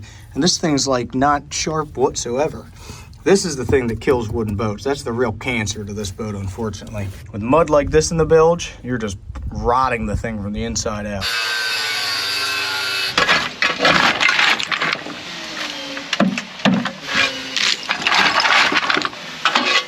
Well, I've been vacuuming the water out of this boat, but I realized that that's a stupid thing to do. So I'm just gonna drill a hole in the bottom of the boat and let the water drain out. It may also be a stupid thing to do. Oh my God. Oh, I can hear it. I think it's working. Well, the boat's pretty much cleaned out here. Honestly, cleaning out the bilge was a way bigger job than I was expecting it to be, but it looks pretty stinking good. I don't even think I need to power wash it, to be honest with you. My plan's to remake most of these and probably drop this floor down to the chine here just to get it a little bit lower. And then I'm gonna run new floor joists, so it'll just be floor, bow to stern, going after square footage here. This is interesting. You can see daylight through this board right here. There's even a draft. The growth on the bottom was definitely holding the boat together. Literally dangerous to be safe, because I can't see anything at all. This is a custom tool here. It's a square sanding pad. I'm sure you've never seen one, but it's an age-old boat building tool. Noah actually invented this when he was building the Ark. But this is so you can sand flat, because you literally can't dig the corner in because it's square. So the alternative is a round pad like this, which is great, but people, myself included, tend to dig the corner in. This is the solution. Allows you to sand everything on the same exact plane. In terms of danger and sketchiness, this is definitely an 11.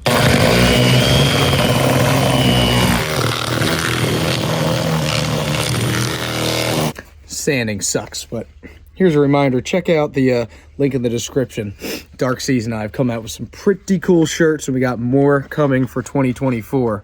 You can order them now. So there is a little piece of the boat missing. And I would like to just fill it full of Bondo and cover it up, but I might actually try to put a piece of wood in here.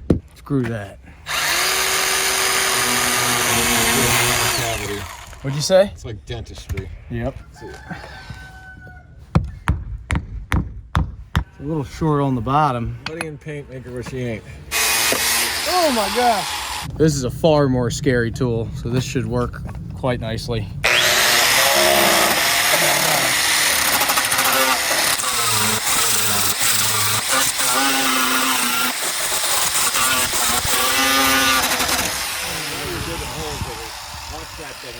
thing's scary as hell. Now, you got to go with something else now because you're going too deep. It's the proper use of a hard pad. I'm gonna roll this top corner a little bit though. Beautiful. Jam some stuff in the crack and she'll be good as used. It's called the motor bedding. This is what the engine lays on and attaches to the boat. But I actually think since I have to put new joists in here, it's gonna be a lot easier if I don't have to work around this bedding.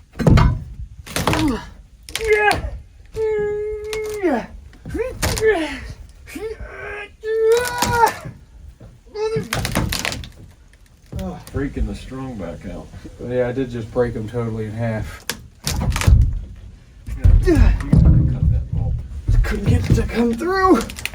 Everything in this boat is crumbling into pieces. The stringers that went this way weren't even held in. They were just laying in there. I just picked them up and threw them out of the boat. Fasteners are gone.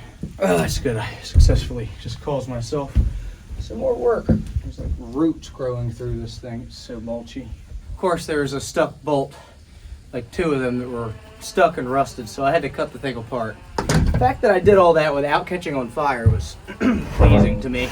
Oh.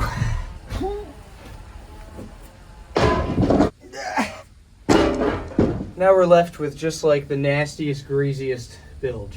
Already went through this. Well, the boat's all sanded. We got it up out of the water. The outside sanded, the inside completely gutted, the whole hull cleaned, the bilge and everything. Now we got to start the rebuilding process. And this is the part that I really like. I mean, I don't have a total complete vision exactly for what's going to happen here, but I'm always kind of thinking about it and building models sort of like in my head. I'm not a big picture drawer or plan maker, and I just kind of wing it as I see it. It's a blank canvas, and I'm super excited to finally see this thing come back to life. You know, we kind of had to break it down to nothing to be able to build it back into something. One of the really cool features about work boats, they have what's called a panic room. You can just go in it, and then usually I panic about everything that I haven't got done. It's not bad. There's shade, spiders. They usually smell like panic. We're gonna try to cut all these new floor joists, but I want to drop the floor down a little bit to the chine where the side of the boat turns into the bottom of the boat. I want this boat to have a ceiling in it as low as possible so that when people get in the boat, you don't have to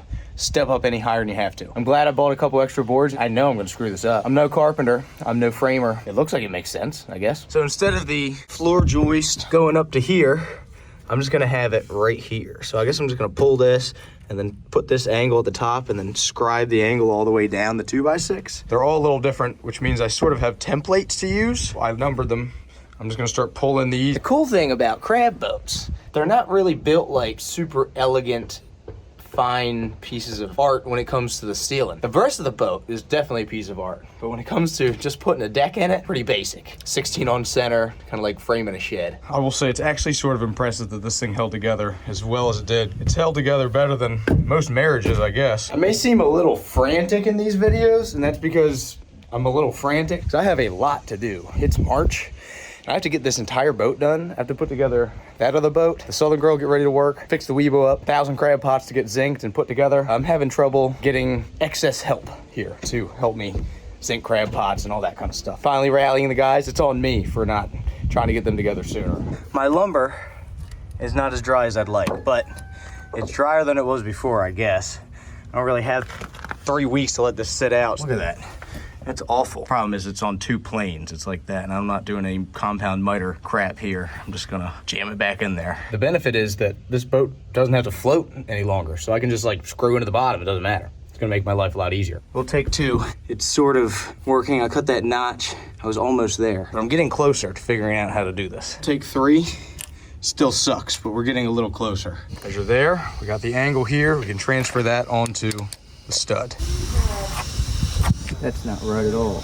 That's money, dude. That's money. I think that's money. That's a lot of angle, but that's okay. We'll see if this one worked. All right, not bad. And that's okay, because what I'm gonna do is just cut blocking like this. I'm gonna stick this here, toe nail it to the bilge board, whatever the heck they call that. Screw that there, scribe it, cut that.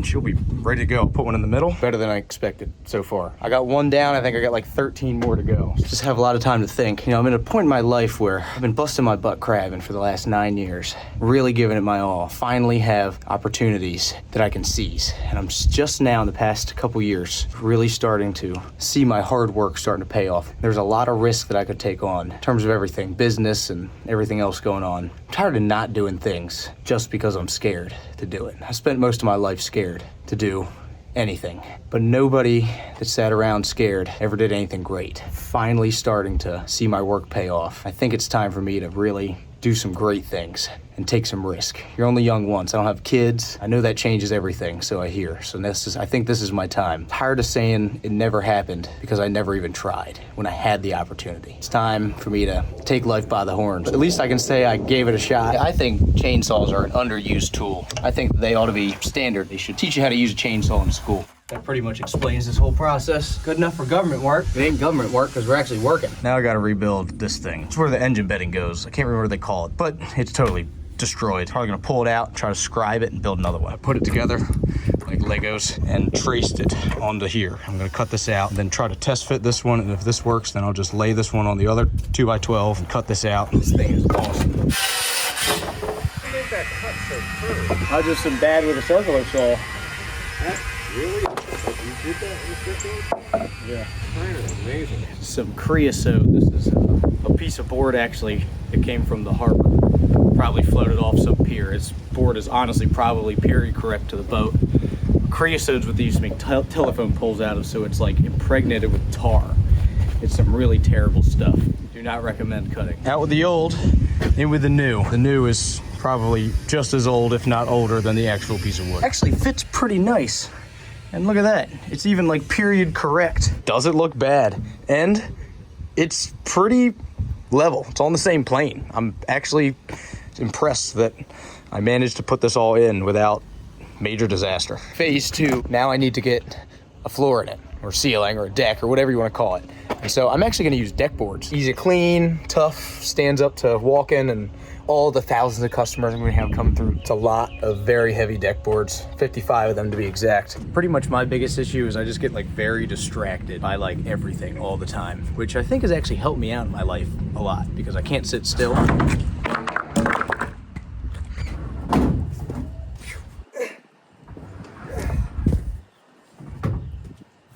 Sort of a deceptively tricky task. That's why I can't have nice stuff. You got one more stick to put in the middle there? I'm just trying to pre-work all my boards so nothing is straight, you know? Yeah, damn, that's a lot of wood.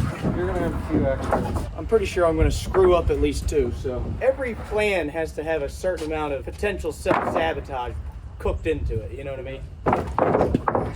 Some of these are 3 times the weight.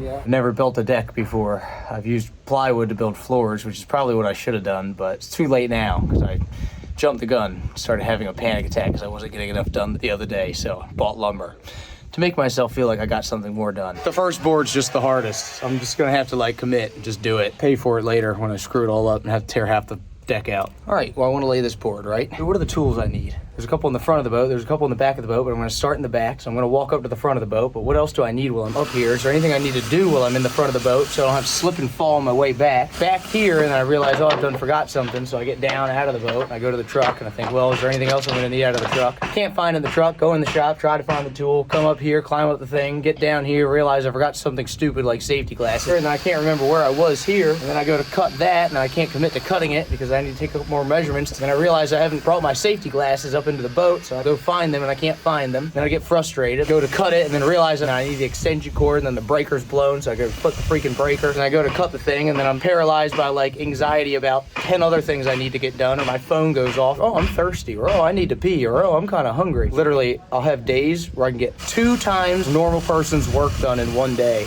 Then I have other days where I get negative things done, and all I did was run around and have a freaking panic attack. But some days it's crippling, or I'm on fire and burn the whole thing up. Let's try these, because I forgot the drill.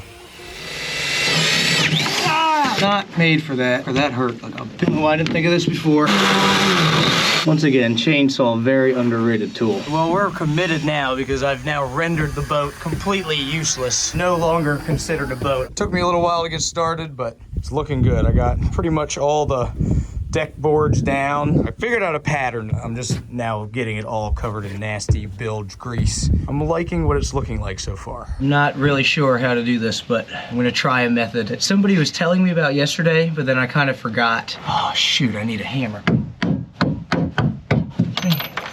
Oh shoot. This is not the best hammer I've ever used. Bendy piece of metal here. What the heck? Why does it bend in like that? This does not look like it's gonna work at all. It really looks awful. I bought extra boards because I don't know what I'm doing. Moment of truth, this does not look like it's even remotely close. It looks absolutely terrible. Well, I screwed that all up. It's not gonna work at all. I'm having a terrible time with this. It doesn't make any sense. 12 1/4, 12 1/4, 2 1/2, 2 1/2, 16. This is big brain activity. This is not for crabbers. Take 2. Freaking phone call. Every time I get doing something, I get a phone call. Hello?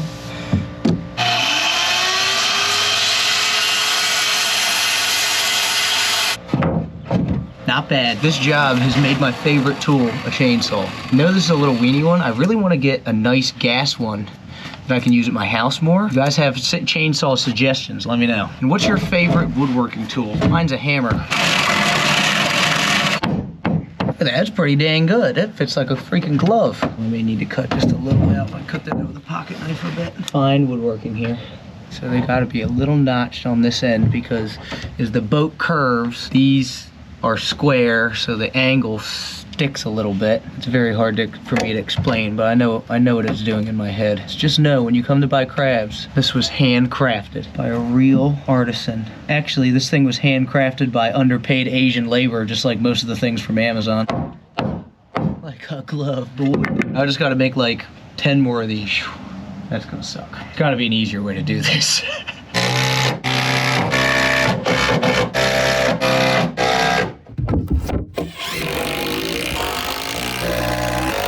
Well, I know there's a better way to do this, but I don't know how to do it. So that doesn't look too bad to me. That was far complicated than I was anticipating, but one down, like, man, like 6 more. Total boat, I was just kind of like ordering some like ridiculous stuff that I was like, man, this would be super cool if they sent it. I don't know if they're gonna send it or not. I think they may have sent it all, actually, which is gonna be pretty cool. There's just one thing in particular I'm looking for that I'm hoping they did send, but we'll see. If they did, thank you, Total Boat. I've always wanted one. Okay, let's see what they sent. Is this what I think it is? Yes, this is exactly what I wanted. Thank you, Total Boat. I'm not gonna lie, I didn't think you were actually gonna send this. This was a Hail Mary, but it's a resin mixer. Instructions, we don't need that. I gotta cut roof joists or whatever they are. I don't want them flat because I don't want water to sit on it, so I'm gonna cut like a bow, try to replicate it. So mark it at 3 feet, 6 feet, and 9 feet. It's gonna be 4 inches thick. We're gonna go in 3 at that end. Let's go in 2 at here. Put it on that side of the end one. Doesn't look that bad, does it? It's pretty slick. All right, why don't you mark that line? Pretty. You happy with that? Oh yeah, that looks nice. So just cut that one and use it as your pattern. Right. But you only want the saw set no deeper than it has to be. Right. That's not my dad, by the way. Everybody thinks that's my dad. He owns the marina, but very, very close friend. Very knowledgeable guy. Knows pretty much everything about everything. Built boats, you name it. He builds the trash wheels too. He invented the trash wheels, actually. Cool guy. I get a lot of crap from you guys for not wearing safety glasses, rightfully so. But my issue with standard safety glasses is I have this big square Asian face. Your average ones sit on my super high cheekbones and then they fog up and I literally can't see anything. So I found these, and these are like the ugliest things I've ever seen, but I tell you what, they don't fog up and they're gonna keep me from losing an eye. So you say what you want, I'm gonna wear them, all right? Oddly enough, I've never been that hot with a circular saw. This is also not a straight line, but that's why they call it a circular saw, right? I gotta get rid of these. These are nothing but dangerous here. Strings. That'd be getting caught in your circular saw. I can't believe that I didn't cut those off earlier. All right, take 4.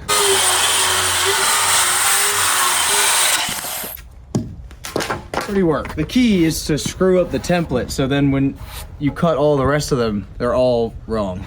12 more to cut. Finally finished putting a new floor in the boat. This thing's freaking huge. Honestly, kind of cool. It's a lot better than I was expecting it to be. And look at that thing. That looks pretty good. It's solid. Got all these fancy little pieces cut around the sides. I wanted you to be able to see, you know, all the boards and everything as well. I think it looks pretty good.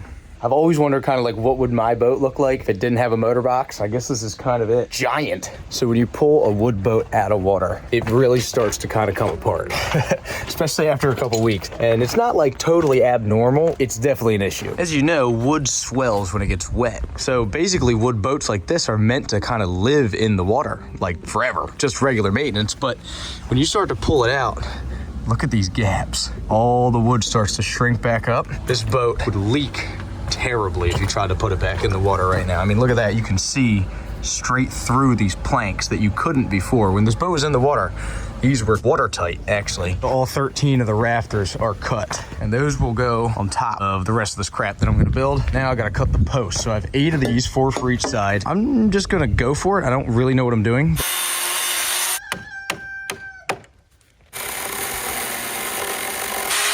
All right, not too terrible, except for the fact that I cut it just a little too deep. Oh God, by a lot. I'll fix it. Knew I should have bought this.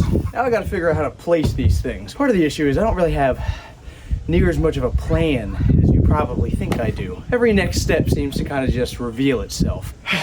We're winging it. We're winging it. Well, you remember how I talked about making a template and then making the rest of them wrong? Well, I once again forgot to account for the fact that I'm the size of a middle schooler, like 5'7" on my license, which means I'm really like 5'6" because I lied a little bit. So I made the roof. I was like, oh, it's plenty tall for me. Putting it together, I'm measuring it and like, oh, wait a second. Most people are like 6 inches taller than I am. Men, women, and children. I may have made a mistake. I mean, they're not that bad, really, but that's only 6.5 feet. There's a lot of people that are 6.5 feet tall, which I did not account for, because that's like a foot taller than I am. I don't want people to hit their heads, and that was such a stupid mistake, because I cut them off, and it would have been so much easier to just make them a little bit taller. I mixed up one of the measurements, and I made one of them, the first one I made right, and then I thought, oh no, I did it wrong. But in reality, I did a different step wrong, and then I corrected on the other step that I did correctly. So I guess this means more creative solutions to stupid problems that I've created for myself.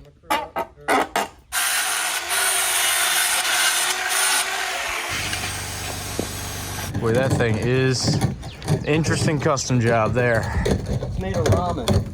Yeah, ramen and super glue. This is like if you took every 5-minute craft ever made and turned it into a boat. The penetrator. Did you put the plug in? Oh, yep. Got enough location. There you go. Don't worry, guys, I'll watch. Done it. That thing looks fast, dude. Looks like you're about to penetrate the speed of light. That's a Jedi fighter. All right, Luke Skywalker, let's see what you got. So Sai's been working on this creation for years now. It's a custom fiberglass speedboat.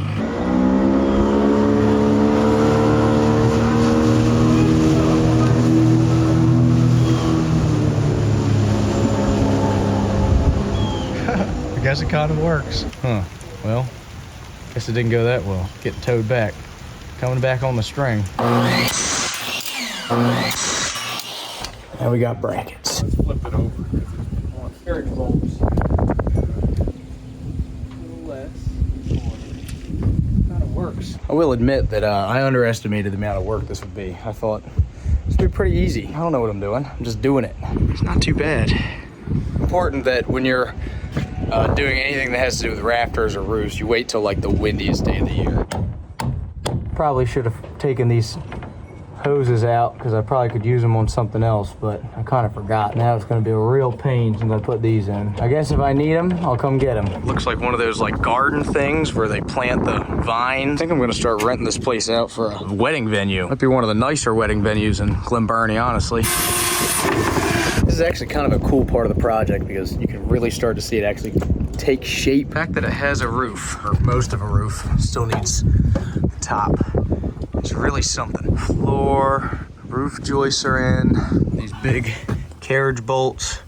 This is my mess up that took me a half a day to solve. Supports, hurricane ties, and I tell you what, it's actually super solid. It's probably more solid than the roof on the Southern Girl over there, but starting to take shape. Put your finger under the cotton right here, and then you tuck it until it's tight in the seam, and you'll tuck one tuck underneath each other till you get a nice tight thing. And then once you do that, you come back over it and you roll your mallet. This is called a caulking iron. You roll your iron as you're hitting it to seat that cotton tight between the planks. If it's done right, it actually tightens the whole boat up. So that's what they use to seal wooden boats. And you can tell by the tone of the mallet that you're getting even pressure. See, hear that? That's hollow there. That's not as tight as it is here. Hear the difference? Mm-hmm. You don't want tight and loose sections if you're doing it for water tightness, because if you have a tight section, when it swells, it's going to hold that further apart than the loose section, and you'll have a spot where the water wants to come in because it's not as sealed up. But we're just doing it to save on putty, and this boat's really not going back in the water. Is you take a small paintbrush and paint that cotton, and you paint it with latex paint. That latex paint is going to sort of rubberize the cotton and create a seal. And then on top of that, you're going to put a seam compound to make it nice and fair so that you don't see the grooves in the thing, and also to, again, add an additional layer of water tightness to it. There aren't many people around anymore who caulk wooden boats, but I can see why. Yeah, it's tedious as hell. Take you a long time. Looks like you've rolled miles though. Yeah, I've done miles and miles. And if you think fiberglass boats are a lot of work, wood boats are 10 times the work. And by the time you get done fixing one thing, you got to start back at the other end, start fixing it again. That's absolutely right. Wooden boat isn't taking on water, probably on land. Shoot, this boat was pumping water out of it on land. Well, that's a good sign. Yeah. So now you're getting the feel of it. Yeah, I can hear it. Hear it sounds solid now. Gently pull a section of that stuff out. Okay, there you got a nice worm coming out. And just take that worm and just roll it between your palms a few times. Just gently roll it like that. And that's just sort of makes it all uniform. Go a little bit further past where you just ended. And just give it a nice little hard tuck there to start it. Now just hold your iron like I showed you. That's the right idea.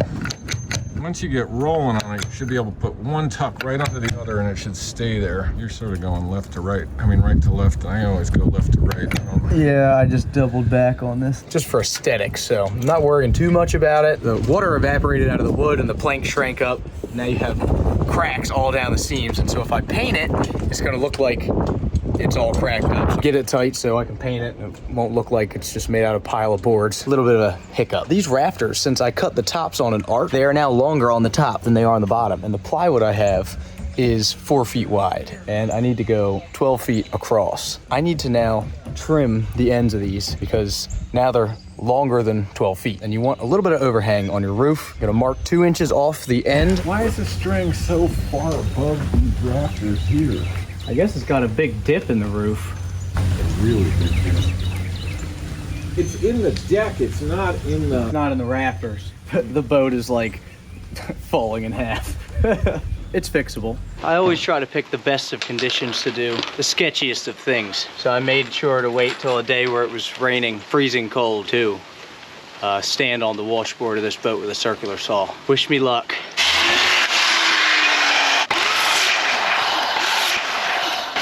And those cuts are about as straight as a circle. Hopefully you won't be able to see it from where I'm standing. We're gonna keep trucking. So one of the best and worst things about DIYing everything is that when there's something sketchy to do, there's really nobody there to tell you not to do it. The problem is though, when there's something sketchy to do, there's nobody there to tell you not to do it. You gotta at least try to put one piece of plywood up here. Not even sure exactly how I'm gonna get it up here, but we're gonna try. All right, we got it up one level. We got to get it up another level.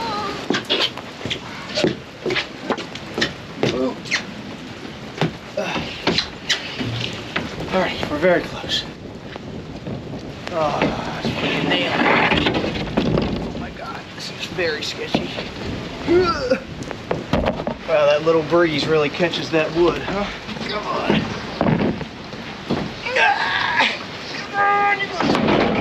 Come on, bro. Get out of here.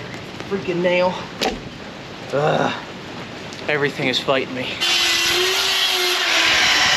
Trying to put wood on the roof today may be a bit of a one step forward, two steps back kind of process. On the other hand, it just needs to get done. It may just be what needs to happen. This weather's killing me. Finally got this little gap in the rain today. And the problem is, if I don't put the roofing on now, I'm gonna have to wait till this plywood gets wet and then dries out again, which could be a while because all day tomorrow it's supposed to rain bad. It's a good chance I'm gonna be here a little later tonight trying to get this roll roofing on, which I've never done before. Can't be that hard, it's just one big shingle, right? I would not have wanted to buy plywood any thinner than this. This stuff is junk. Any thinner, it would just like curl up into like a tube, I think. Way more than I bargained for. All because I couldn't stand just standing in a freaking sea container under a tent. Had to complicate it. You all better be grateful that this is not a how-to channel. Maybe it should be, we can just screw it up together. Y'all better come buy crabs and t-shirts out of this thing. So this wasn't a complete waste. This is gonna be the coolest, most mediocre crab stand on all of Furnace Branch Road. Y'all better come buy some crabs out of this thing, man. This is a lot of work. I hope people enjoy it as much as I enjoyed the idea of it. I enjoy building it. I like projects, but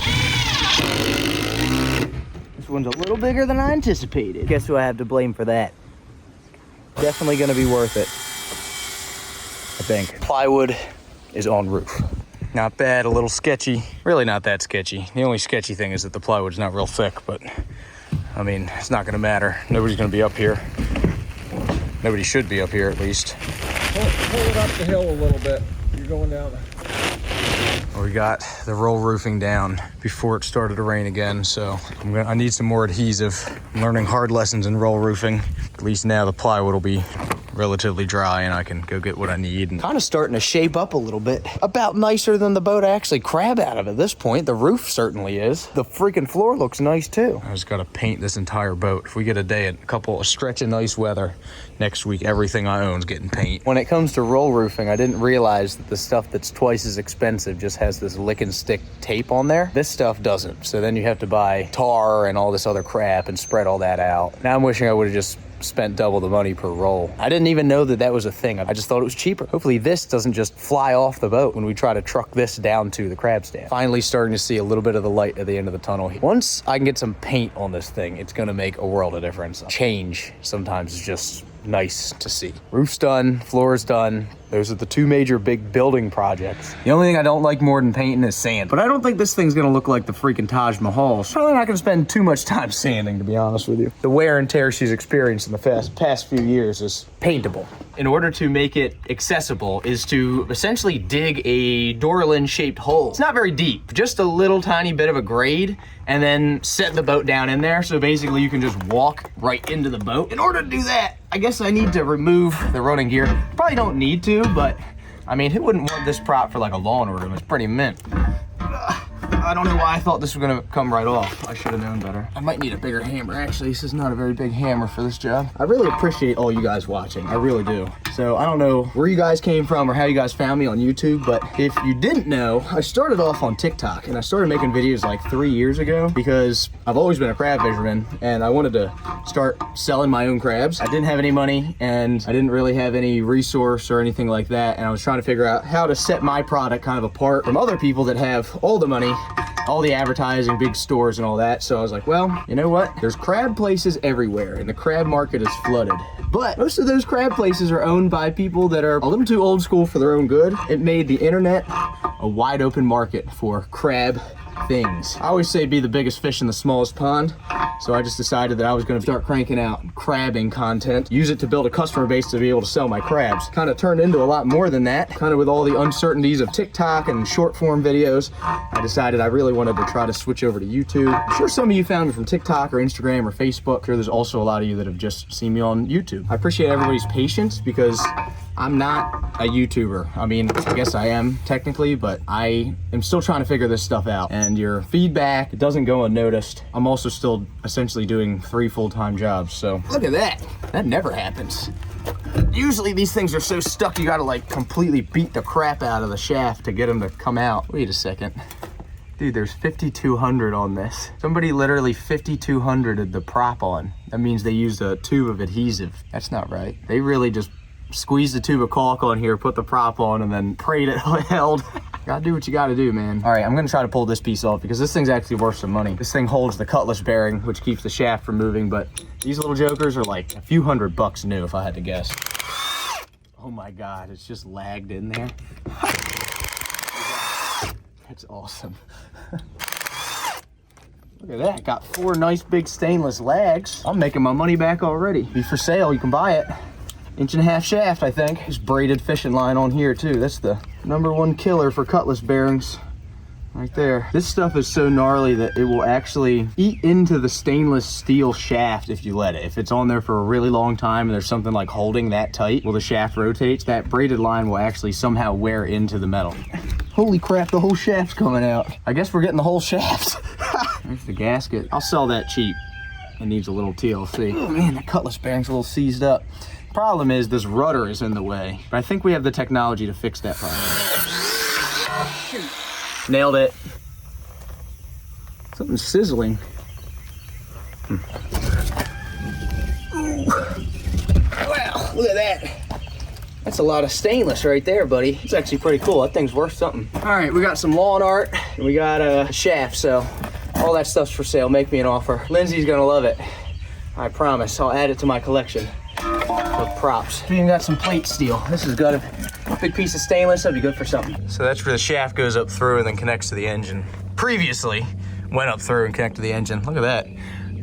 There's an old white clam, soft shell clam up in there. This thing right here is like an old school water pickup. It's a brass pipe, I believe, and but that little elbow is like $30 nowadays. I think it's just spinning. It may stay. It may just live there now. The other thing I'm gonna try to get off is this, which is the keel cooler, which is like a radiator. Essentially, it's an old school boat radiator, but they're made out of like brass, I think, and nothing hits like scrap money. $1 you spend from money you got from scrap and metal feels like $10 because it feels like free money. In reality, it's not. There's gonna be people out there that agree with me. They know what I'm talking about. These stainless. Brass hardware is very expensive as well. Oh, there's not much holding this thing on, actually. Made it another tool, a bigger hammer. All right, it's already leaking. Ooh, look at all that. Oh yeah, probably full of liquid. Oh boy, it's about to go. It's about to go. Oh no, spinning. Not what I want. Oh God. All right, good enough. Oh my gosh. There was no coolant left in that. It was straight water there. All right, we got a good keel cooler. We're making our money back. We can sell this on Facebook. In all of my infinite wisdom, I already replaced the entire ceiling in the boat before I took this out. I don't know why. That was really dumb. Now we're driving the struggle bus here. In order to remove this, it's kind of a careful process that takes a lot of care, and you want to be very, very gentle. This is definitely one of my more favorite hammers. Oh, wow, look at that.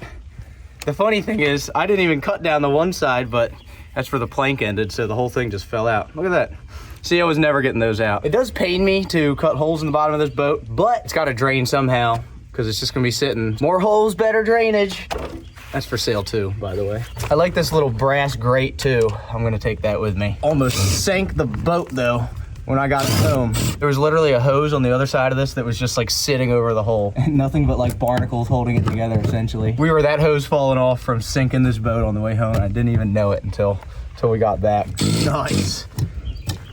Look at that, brass through hull. I mean, it was so plugged up with growth from sitting for so long that it didn't look like that hose would have made much of a difference anyway, but at least we got it off. We're scrap money, we're making millions. You know what's like my favorite part about these hoodies that we came out with is that they don't have any strings. So it's like one less thing to get caught in your chainsaw.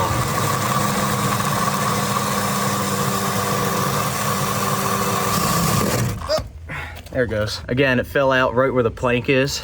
That's the funny thing. There's nothing holding these planks together really except for each other. They swell and they hold each other together. Obviously there's fasteners in the top and bottom, but in between the planks, hopes and dreams, baby. That's what crab boats are built on. That's also what sinks them. Well, we got the keel cooler recovered, so, you know, it's like 150 bucks back in my pocket. You can see up under here, my beautiful flooring job. I think that I'm just gonna keep the keel cooler because I tell you what, every time I sell something like that, I end up needing it like a week later. But if I don't sell something like that, then I'll hold on to it for years, get rid of it, and then need it a week later. In my book, it's better just to never get rid of anything. So I tried to fill the other side, all the cracks, and failed miserably because all the stuff fell out. So I got some waterproof caulk. I'm gonna try to fill the little holes on this side. Crack filling. Take two. We were getting down to the wire on this boat and there's still a lot to be done. So I have AJ here helping me out. He's putting down some roofing tar and he's got it pretty much everywhere. AJ, let me see your hands. You can't, the thing's stuck to it. How did you manage to get completely covered in that? No idea. Yeah, I don't either. It's honestly impressive. Impeccable work though. Looks like it'll last at least a couple years. I think I learned a valuable lesson when doing this roof because I spent a lot of time on it and it looks terrible and it's already leaking. I tried to cheap out on things and ended up basically spending twice as much time trying to patch together a bunch of junk that's already failing, and I literally haven't even moved the boat to where it needs to be yet. It's all wavy, not really sealed right, and it's tearing, and looks like a roof that's 30 years old that's being patched, but it's brand new. The bottom should be red by the end of the day. We'll see. That's up to AJ, how much he gets done. Then we'll paint the rest of it. The rest of it needs primed and painted. We'll paint the top side and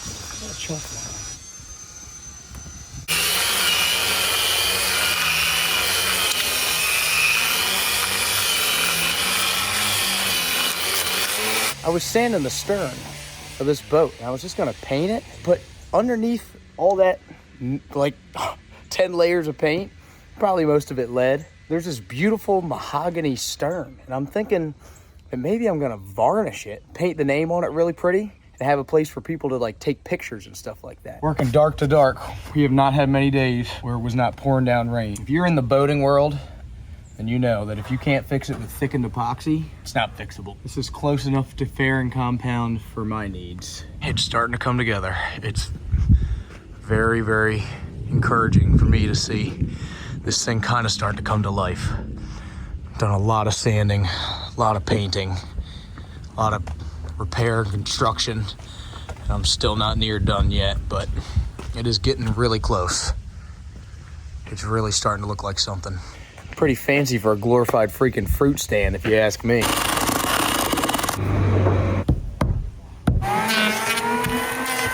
That's pretty dang close, isn't it? I don't think I'd even worry about taking it out. I think I'd just screw it in there and thicken all over it. Problem with you is that you're usually right. Second coat going on. Really does look like a fruit stand now. The old watermelon stand, huh? Hey, caulk and paint. It'll make her what she ain't, right? I'm counting on that working today. Do you ever wake up and think, how did I get here? And why am I doing what I'm doing? And am I crazy for continuing to wake up and do the exact same thing? Hey, this is the time of year where I have those thoughts a lot. They're usually some of the earlier thoughts in the day, too. I understand that there's definitely gonna be a lot of you guys that are gonna be disappointed in me for using caulk on this beautiful wooden boat. Fact of the matter is, this boat does not actually have to go back in the water. Caulk it is. It's the easiest way to fill these gaps. I'm taking a new strategy now because my last one did not work. Where now I am priming the boat and then caulking, and then I'm gonna prime it again and then paint it. The cycle goes like this. I find the project, I get obsessed, do the research, acquire the project, work on the project, burn out on the project, find new project, and then have to gruelingly grind through the last of this project to complete it, to be able to start the next project, get obsessed, do the research, acquire project. You see what I'm saying? That's also how you end up with like 15 boats and a bunch of project trucks and a bunch of very complicated, labor-intensive, money-hungry projects that sometimes just don't always get done. Oh, I'm falling. That mentality makes other people view me as a very productive member of society. A lot of times it makes me view myself as somebody that can never really finish anything. And I usually do finish things, but it's usually not on the terms that I like. The satisfaction of accomplishing the task just hits different when you kind of had to force yourself to do it. A lot of times it's gratifying, but it's not exactly the way I envisioned it in the obsession stage of the flow chart. You take on the next project and you swear you're gonna do it different. Happens all over again. Live in this cycle of never really being quite satisfied with yourself and the things that you're accomplishing. Life is all about compromise. You can't always have your cake and eat it too. That's what they say, at least. Thank God for Total Boat, because this painting project would have honestly just been kind of a disaster if I had to go and buy things or order them on my own. And I know the materials that like I would think I should use, but I can literally just email them and tell them what the project is and send them a picture. A real life human, not even like some kind of AI weirdo bot. It's actually a real person. They just email you back and say, hey, we have this. It'll probably work for what you need. And then they send it over. It's great. I've got paint scrapers that I'm improperly using. I did not anticipate the floor being the color of pumpkins, but it's too late now. I thought that this was just like a clear varnish. Must have misread the can. It's orange now. Kind of does look like a fruit stand. You don't have to sell pumpkins and Christmas trees out of it. I don't like it. Too late for that now. It is what it is. I'm once again undoing work that I just did. I filled all these cracks with caulk yesterday. It's like my third attempt at sealing the boards on this boat. I came back today and the caulk was like blowing out of the joints. It looks terrible. So I'm scraping the caulk, try to ferret out and paint over it again. I'm not really sure what to do, to be honest. This project has been a lot of high highs and low lows, minus the high highs. Keep thinking I'm right there, and then things I do don't work out. It turns out that a Brillo pad and lacquer thinner kind of acts like sandpaper for wet caulk. I found that one out the hard way, so you don't have to. All right, 77 coats of primer, scraped off, put on. Hey man, it's Luke. Hey, what's going on, Luke? Hey, I'm wondering about that crane. Be available maybe the end of next week? Yeah, we can do that. You know, I got this boat. It's like a 40-foot wood boat, and I'm gonna have it set next to a hole that it needs to be put into. Is it there already? It's not there yet. I'm trying to get it put there early next week. You know, I'm just trying to get it set in the next week or so. Give us a holler when you get the boat down there. We'll take a look at it. All right, sounds good, man. I really appreciate it. See ya. All right, see. Yes. One of the final pieces of the puzzle. But this boat still needs to be finished, and then needs to get taken from here to Glen Burnie, and then needs to get picked up and put in a hole. Which sounds easy. Assure you, it's not been near as easy as I anticipated, at least. I gotta get back to painting. Finally gonna put a top coat on this thing. Try to get one more on here because it's supposed to rain for the next couple days again. And I hate painting. Truly does pay me to get rid of all the wood that I tore out of the boat. No self-respecting redneck would take it to the dump. He would just burn it. Look at that, they even got bed rails made out of the old stringers. Reduce, reuse, recycle. That does look like a nice bonfire, but it's been raining for the past month, so no luck there. Off in the truck, bud. That's what I'm saying. We'll get the insurance money. There's an OG shirt. Dylan, let me see that shirt real quick. Check that out. That's an OG Bakken Point Seafood shirt. I drew that picture on a piece of printer paper, and then the front logo, drew that on a bar napkin with crayons. And I found it at Goodwill. The benefit is that most of that stuff's probably gonna fall off the truck before they even get there, so less to unload. So I left all this rudder running gear would steer the boat. It's all homemade stuff. And I left it in here, but I'm not sure how I'm gonna set the crab stand up when I get it up to the lot and placed. Once this boat leaves the marina, it's gonna be way, way harder to do anything to it. Trying to do everything I can think of here while I can. So this is the rudder post right here, or the rudder shaft, I guess. This is basically just a piece of prop shaft and a prop shaft coupler and a packing nut. This would be pretty much the same exact setup that you would have coming off of your transmission, but they turned it all around and they use it for steering. This is a log splitter cylinder from Tractor Supply. I know that because I have the exact same one in my other boat. Just have a hydraulic in and out, and when you steer the wheel or move the stick, it pushes or pulls fluid, moving that ram. And then there's some homemade linkage up, moves the rudder back and forth. There's also actually a really nice bearing in here. Ooh, it's falling apart. Can use some of these parts or sell them. For the most part, I just want to get this out of here. But there's also some nice stainless angle. It's stainless steel, and that's actually valuable. Sketchy. That looks like some stuff that I would build. Ooh. There it goes. This was the 5200 gasket. I think someone just squeezed a whole tube of 5200 down into the horn timber. And look, the perfect cast of a lag made out of 5200 that was like holding this thing in there. And when I pulled it up out of there, a piece of it shot out and like got me right in the neck. Lindsay's gonna think I got a hickey. The process for fixing problems really anywhere around here is to assess the problem, grab a measuring tape, and then walk around the yard until you find something that's gonna solve the problem. This particular problem, I have a very large hole in the gunwale of the boat. Instead of cutting all this out and taking a whole nother like day to fix this, and there's the same one on the other side, I just found this. It looks like it's about the right dimensions, and I'm gonna cut a piece and stick it over top of here and make it look like some kind of step. I used to do a lot of art, and if you have a flaw in something and you can't fix it, feature it, which I've kind of taken that to the extreme. It looks just like T111. Yes, even beveled the edges. She looks good. Problem solved. That's the perfect surface that will be completely impossible to get clean. Better than a hole. Have you seen it since I put the paint on it? Yeah. Oh, where'd you see that? When Ember stepped in paint. Oh, I didn't. You saw it with the final paint on it? Like with the finished paint? I can't remember. It Looks the same, doesn't it? Uh-huh. I really want to get done today is painting some in the cabin, and I got to paint outside the cabin. Maybe you could give me a hand painting inside the cabin. Yeah, I can do that. Okay. How's it going in here, Lindsay?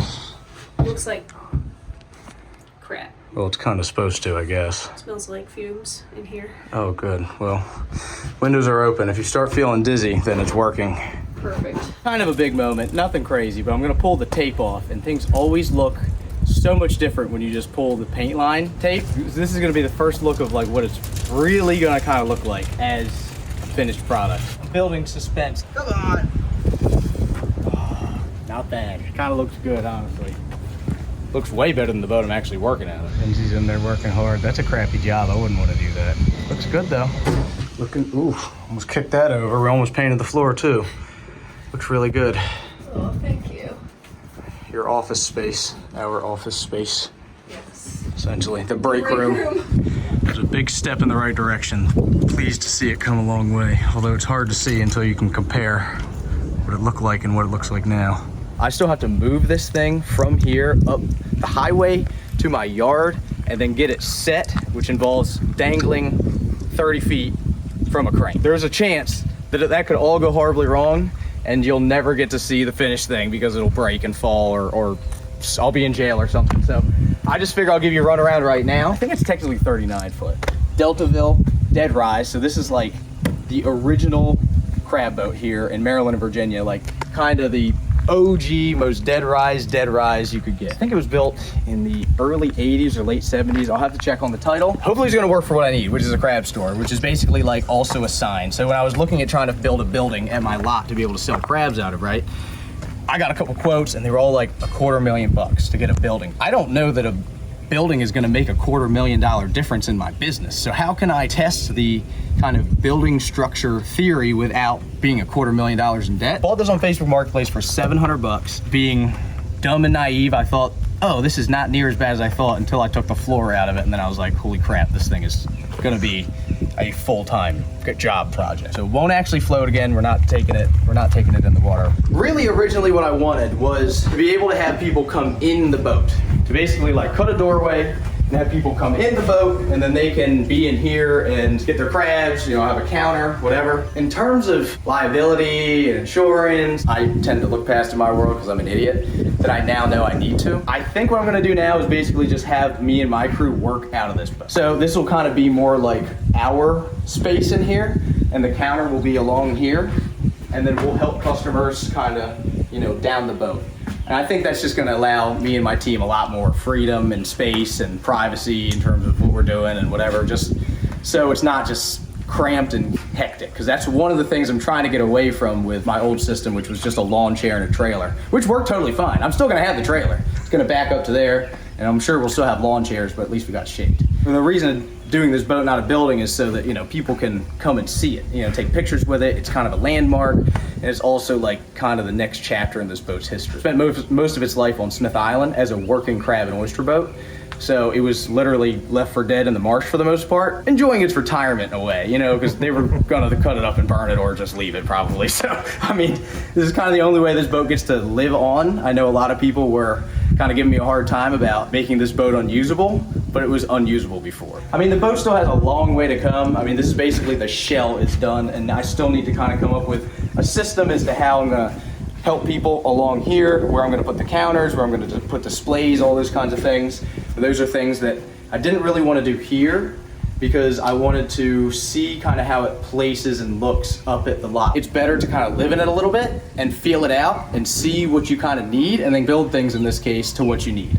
So that's my plan. I know it's not gonna look exactly like this, but this is kind of the overall gist of it. I mean, this is an idea that I've been looking for an excuse to execute, and whether it was going on YouTube, TikTok, whatever, I was gonna try it anyway. The fact that you guys are here to like kind of watch this thing come to life is pretty neat, because that's not what I was counting on when I first had this idea like years and years ago. And I wanted to like do a good job because I know so many of you guys are like invested in seeing this, invested in this project. So I was like, I can't let the people down. I can do good work, but I can also do like quick work. And this is a combination of both, where I had to compromise on certain things, but I'd spent a lot of time on other things. This is the most Waterman thing ever, right? I mean, you're using what you have to make something happen that you needed to make happen for your business. Pulling a $700 boat out of a burn pile and turning it into a crab stand instead of taking out a $250,000 loan seems to make a lot of sense, even though people are giving me a hard time about it. It's the lost art of repurposing. Hopefully I'll see you guys this summer. I'm excited to show it to you guys. It's definitely still an old crab boat at heart. It's a crab store, but that's just because I'm calling it one. I mean, it's still a crab boat. If you don't step back and just admire your project, then you ain't no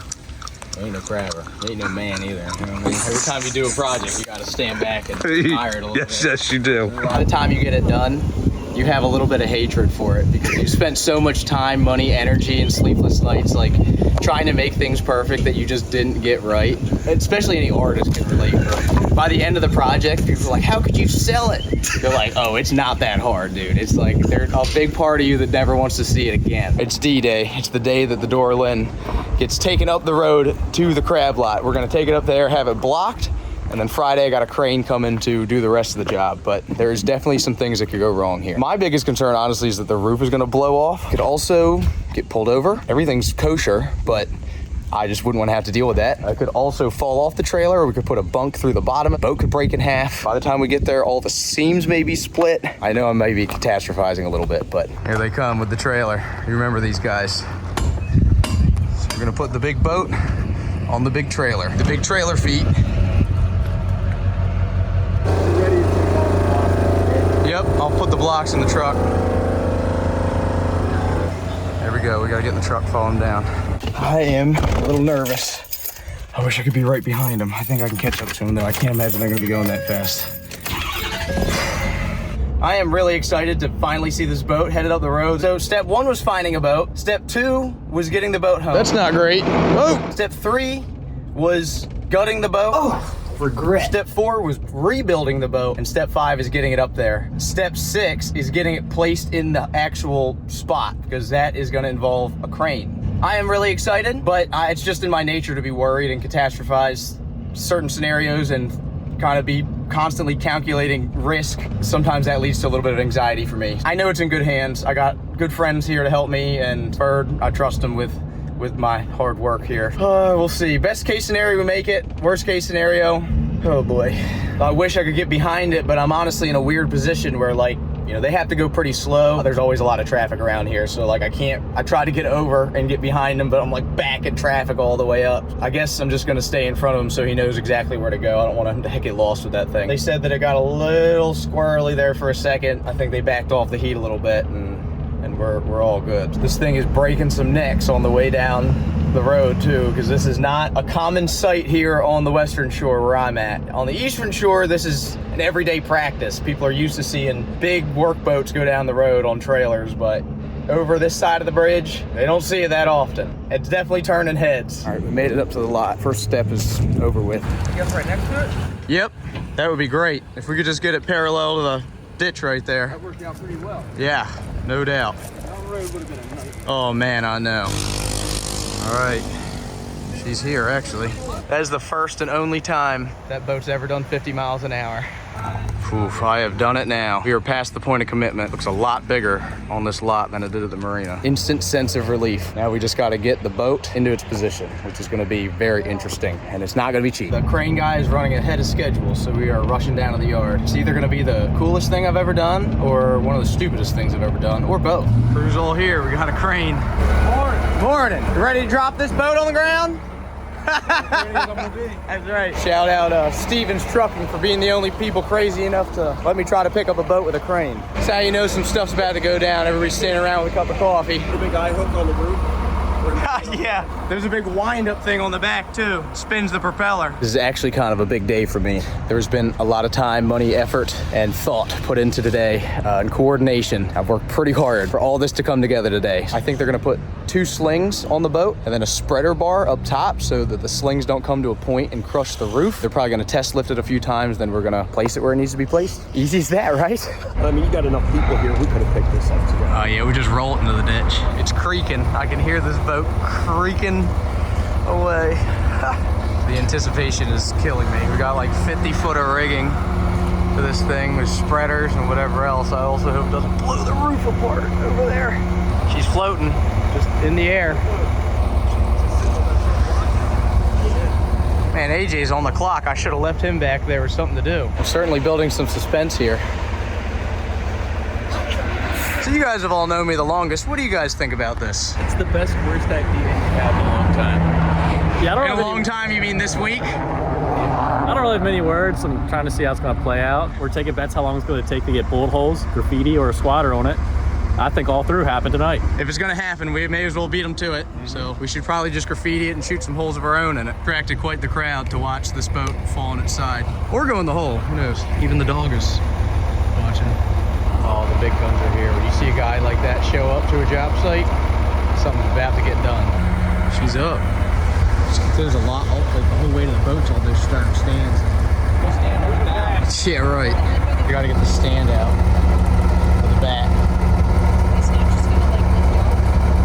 No, they're putting it. Oh my God.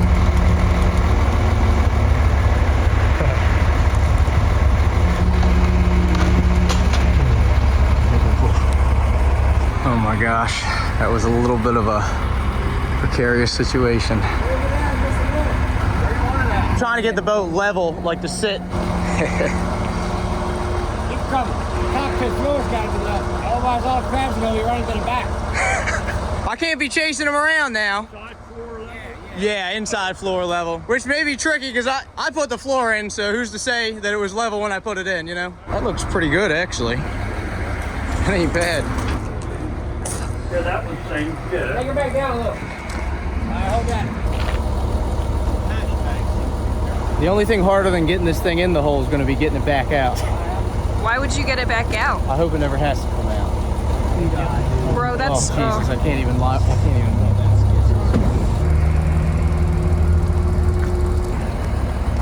that. All right, I think we're pretty much on the ground, pretty much where we're going to be at. Well, yeah, we'll just lift the level up a little on that side and it'll be fine, right? Yeah. Had some Korean fella put the floor in, so I don't know. A metric level's a little different. You don't want to feel like you're in an actual boat, like in the water here. That would be bad. Yep, it's crazy to see. Adam, you the Charlie Daniels of a rented crane, huh? I don't even know how to feel. I'm relieved, but it's also just crazy to see the boat like actually here. I've been working on it for so long that it's weird to see it in its spot. I don't know. Thanks for coming down, Wayne. I appreciate it. You're welcome anytime. Big day for me, so appreciate you coming down.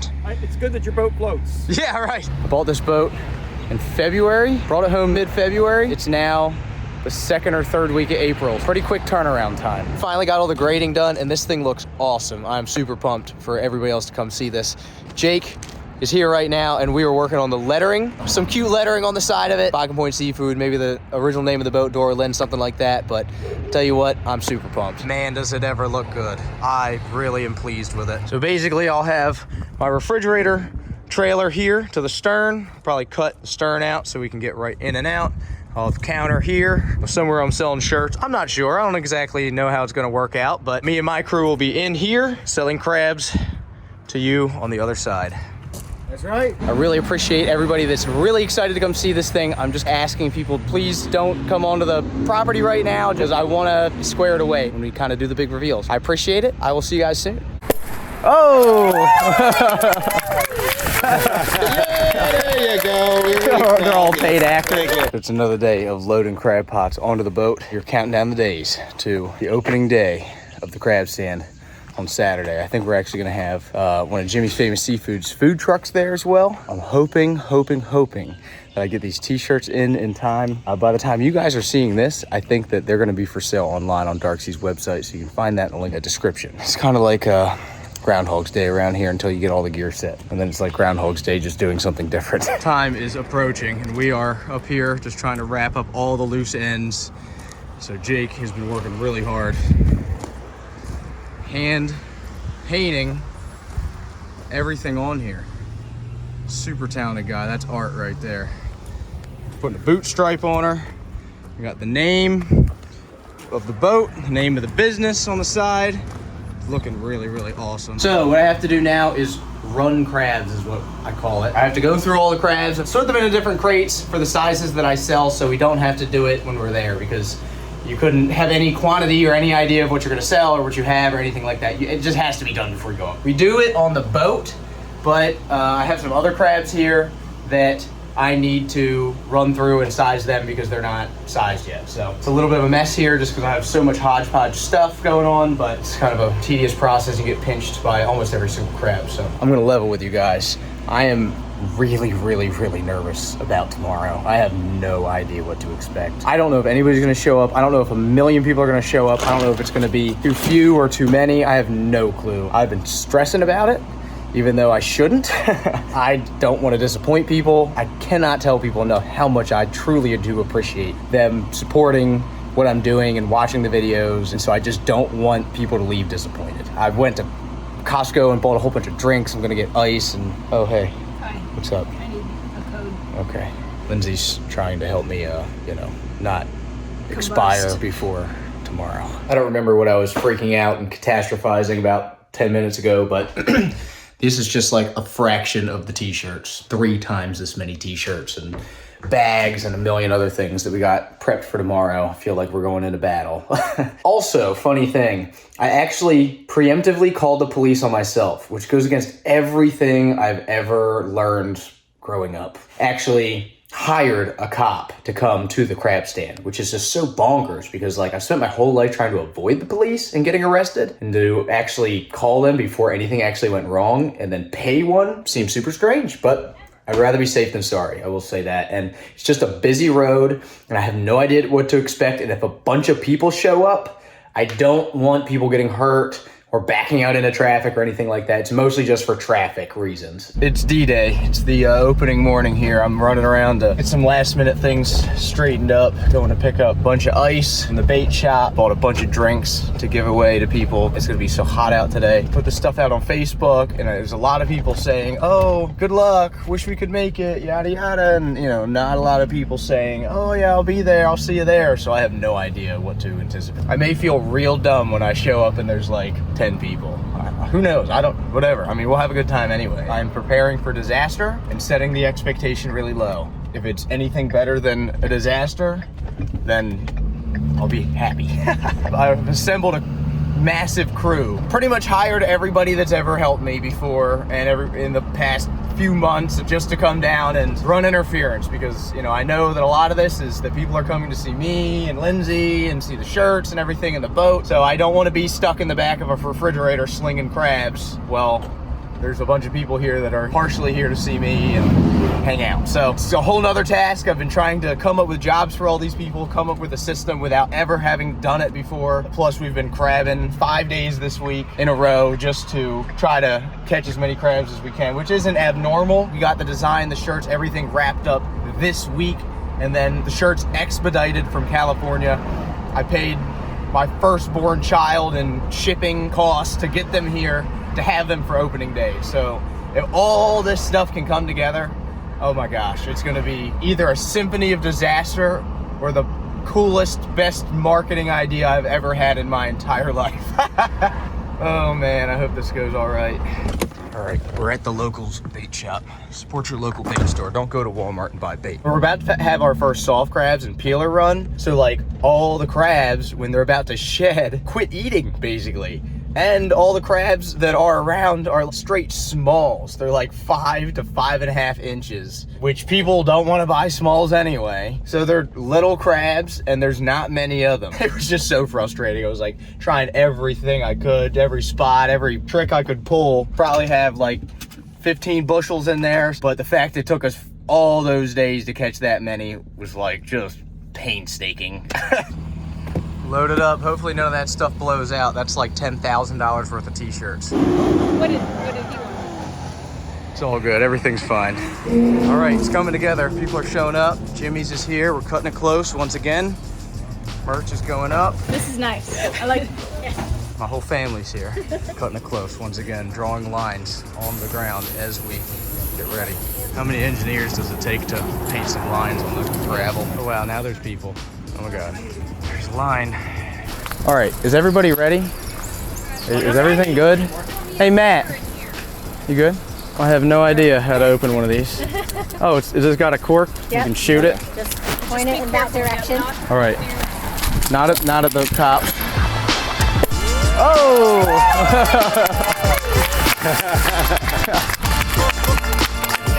Thanks everybody for coming. There you go.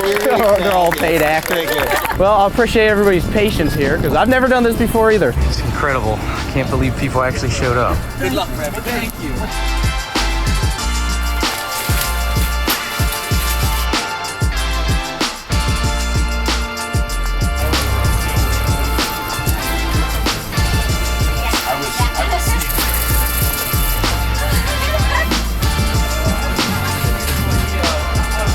Thanks, guys.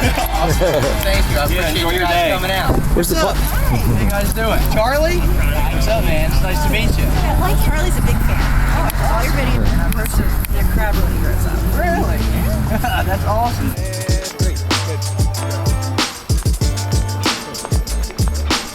This is very useful, man. You can never have too many of these. I know. A really funny looking wrench, but I appreciate it. You brought it to me, and this is the only tool to have, really.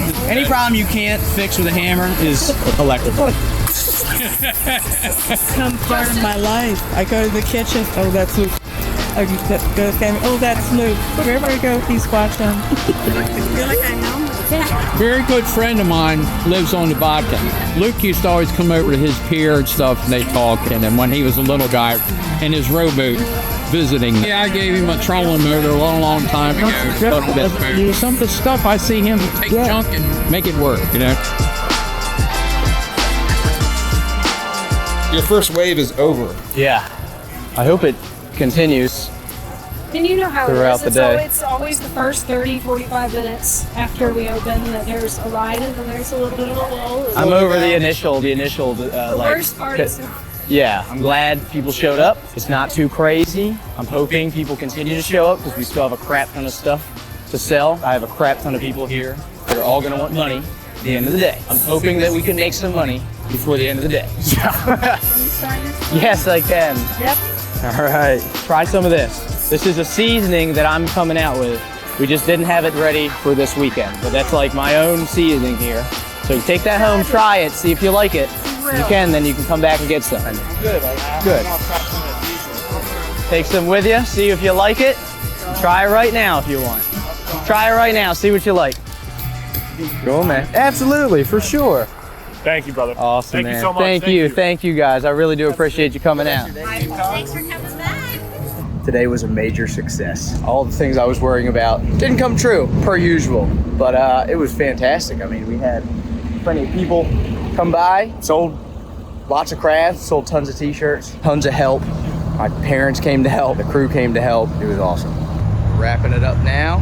Thanks everybody so much for coming out. Thank you guys for helping. Appreciate it. You guys did great. Love you. Love you too. See ya. See you guys. Thanks for helping. Greg, AJ, Riley. Yes. You did okay. Lindsay? I like that. You did great. Thanks. AJ? I did the least out of everybody. It's a little room for improvement. Yeah. I'm just kidding. AJ. I'm just kidding. You did awesome. Greg, we'll talk about that next week if he's still around. Greg is up for his quarterly review here soon, so I need a good review or else it might be the end of me. Fire Greg and shrink the roof back. We could save a lot These of money. blocks are because of Greg. He did build a special roof just for you. Exactly. You're the only person. I'm such an expensive. You're the only person. I just figured Greg was the tallest person I knew, so like, you know, if I build it to Greg, then anybody can work here. Well, we did it. We did it. You did it. First day is over. If you don't get a snowball after a successful first opening day, you ain't no crabber. I'll get you guys anything you want as long as it's a kid size, all right? Oh boy. All right, here's the dilemma. We're waiting for snowballs, but we forgot the turtle box at the stand that's like 300 yards that way. So one of you has to go back and get it because I can't turn around with the trailer. So heads or tails? Heads. Oh, yes. I guess that means Greg's gonna stretch his legs, see dude. these wheels. Honestly, it's less steps because you're so tall. Exactly. You'll be more fine. efficient, more fuel. Yeah, exactly. And now you'll have a snowball. You'll be fueled by snowball. There he goes. You thought we were kidding. We ain't kidding. Yeah, I'm not walking. It's hot out. We got snowballs to eat, dude. I told him we'll keep the truck cold for him. I wish he would hurry up. Good Lord. The air conditioning is just getting a little chilly in here, to be honest. 200 yards away. Yeah, I know. What the heck? His legs are like 18 feet long. You can't even make it that fast? Oh, there he is. Dang, Greg, it took you long enough. Good Lord, it's getting cold in here from the air conditioning. My back is just so sore from constantly holding this operation together. The fact that that whole thing was just an idea 4 months ago. 3 or 4 months ago, and it's now a real thing, is pretty wild. It went from an idea to an actual thing to finished, in place, operating. And we got all the crab pots together and in the water and fished everything through twice to be able to catch crabs and sell them. And put together this design with Dark Seas. Got it made, printed, and shipped. It's crazy. I cannot believe there was like 10 things that all took 20 things to make each one of those things happen. They all happened together. Cannot be more happy than that. I will see everybody every Friday, Saturday, and Sunday, hopefully from here on out, at 7333 East Furnace Branch Road, Glen Burnie, Maryland, to buy some more crabs. Awesome weekend, but we're just getting started. Well, boys, good work this week. Here you go. Oh, yeah. Spend it all in one place. I will. Here, spend it all in one place. $10. Live fast, make a rational decision. Here, turn around, turn around. It's sitting right there. I want you guys broke by Monday, all right? We will be. All right, sounds good. I'll see you later. Good work. I literally feel like I just won like a championship game. I love it when something actually works. That's not often in my world either. You gotta earn it when it works. The good part is, honey, we even made a couple bucks today for all of our work. Can I keep this? Sure. My salary. You can have that for all your hard work. Thank you. Honey, one day I'm gonna make us 10,000 airs. I promise. We are making a big push for 1 million subscribers this year. Don't forget that every single month we are picking a random subscriber to send them an entire box of Jimmy's Famous Seafood food that includes crab cakes, chips, crab soup, and some other awesome stuff. In order to enter the competition, you need to subscribe to the channel and then drop a comment below. We're gonna be picking somebody out of the comments to send the package to. Share the video, turn on your notifications. It's doing me a big favor. It doesn't cost you guys anything. You have a chance to not only win Jimmy's Seafood food box, but also at 1 million subscribers, we are gonna give away a brand new boat. Appreciate you guys watching, and I'll see you next Friday at 8 a.m. Or I'll see you guys at the crab stand on Saturdays and Sundays starting Memorial Day 2025.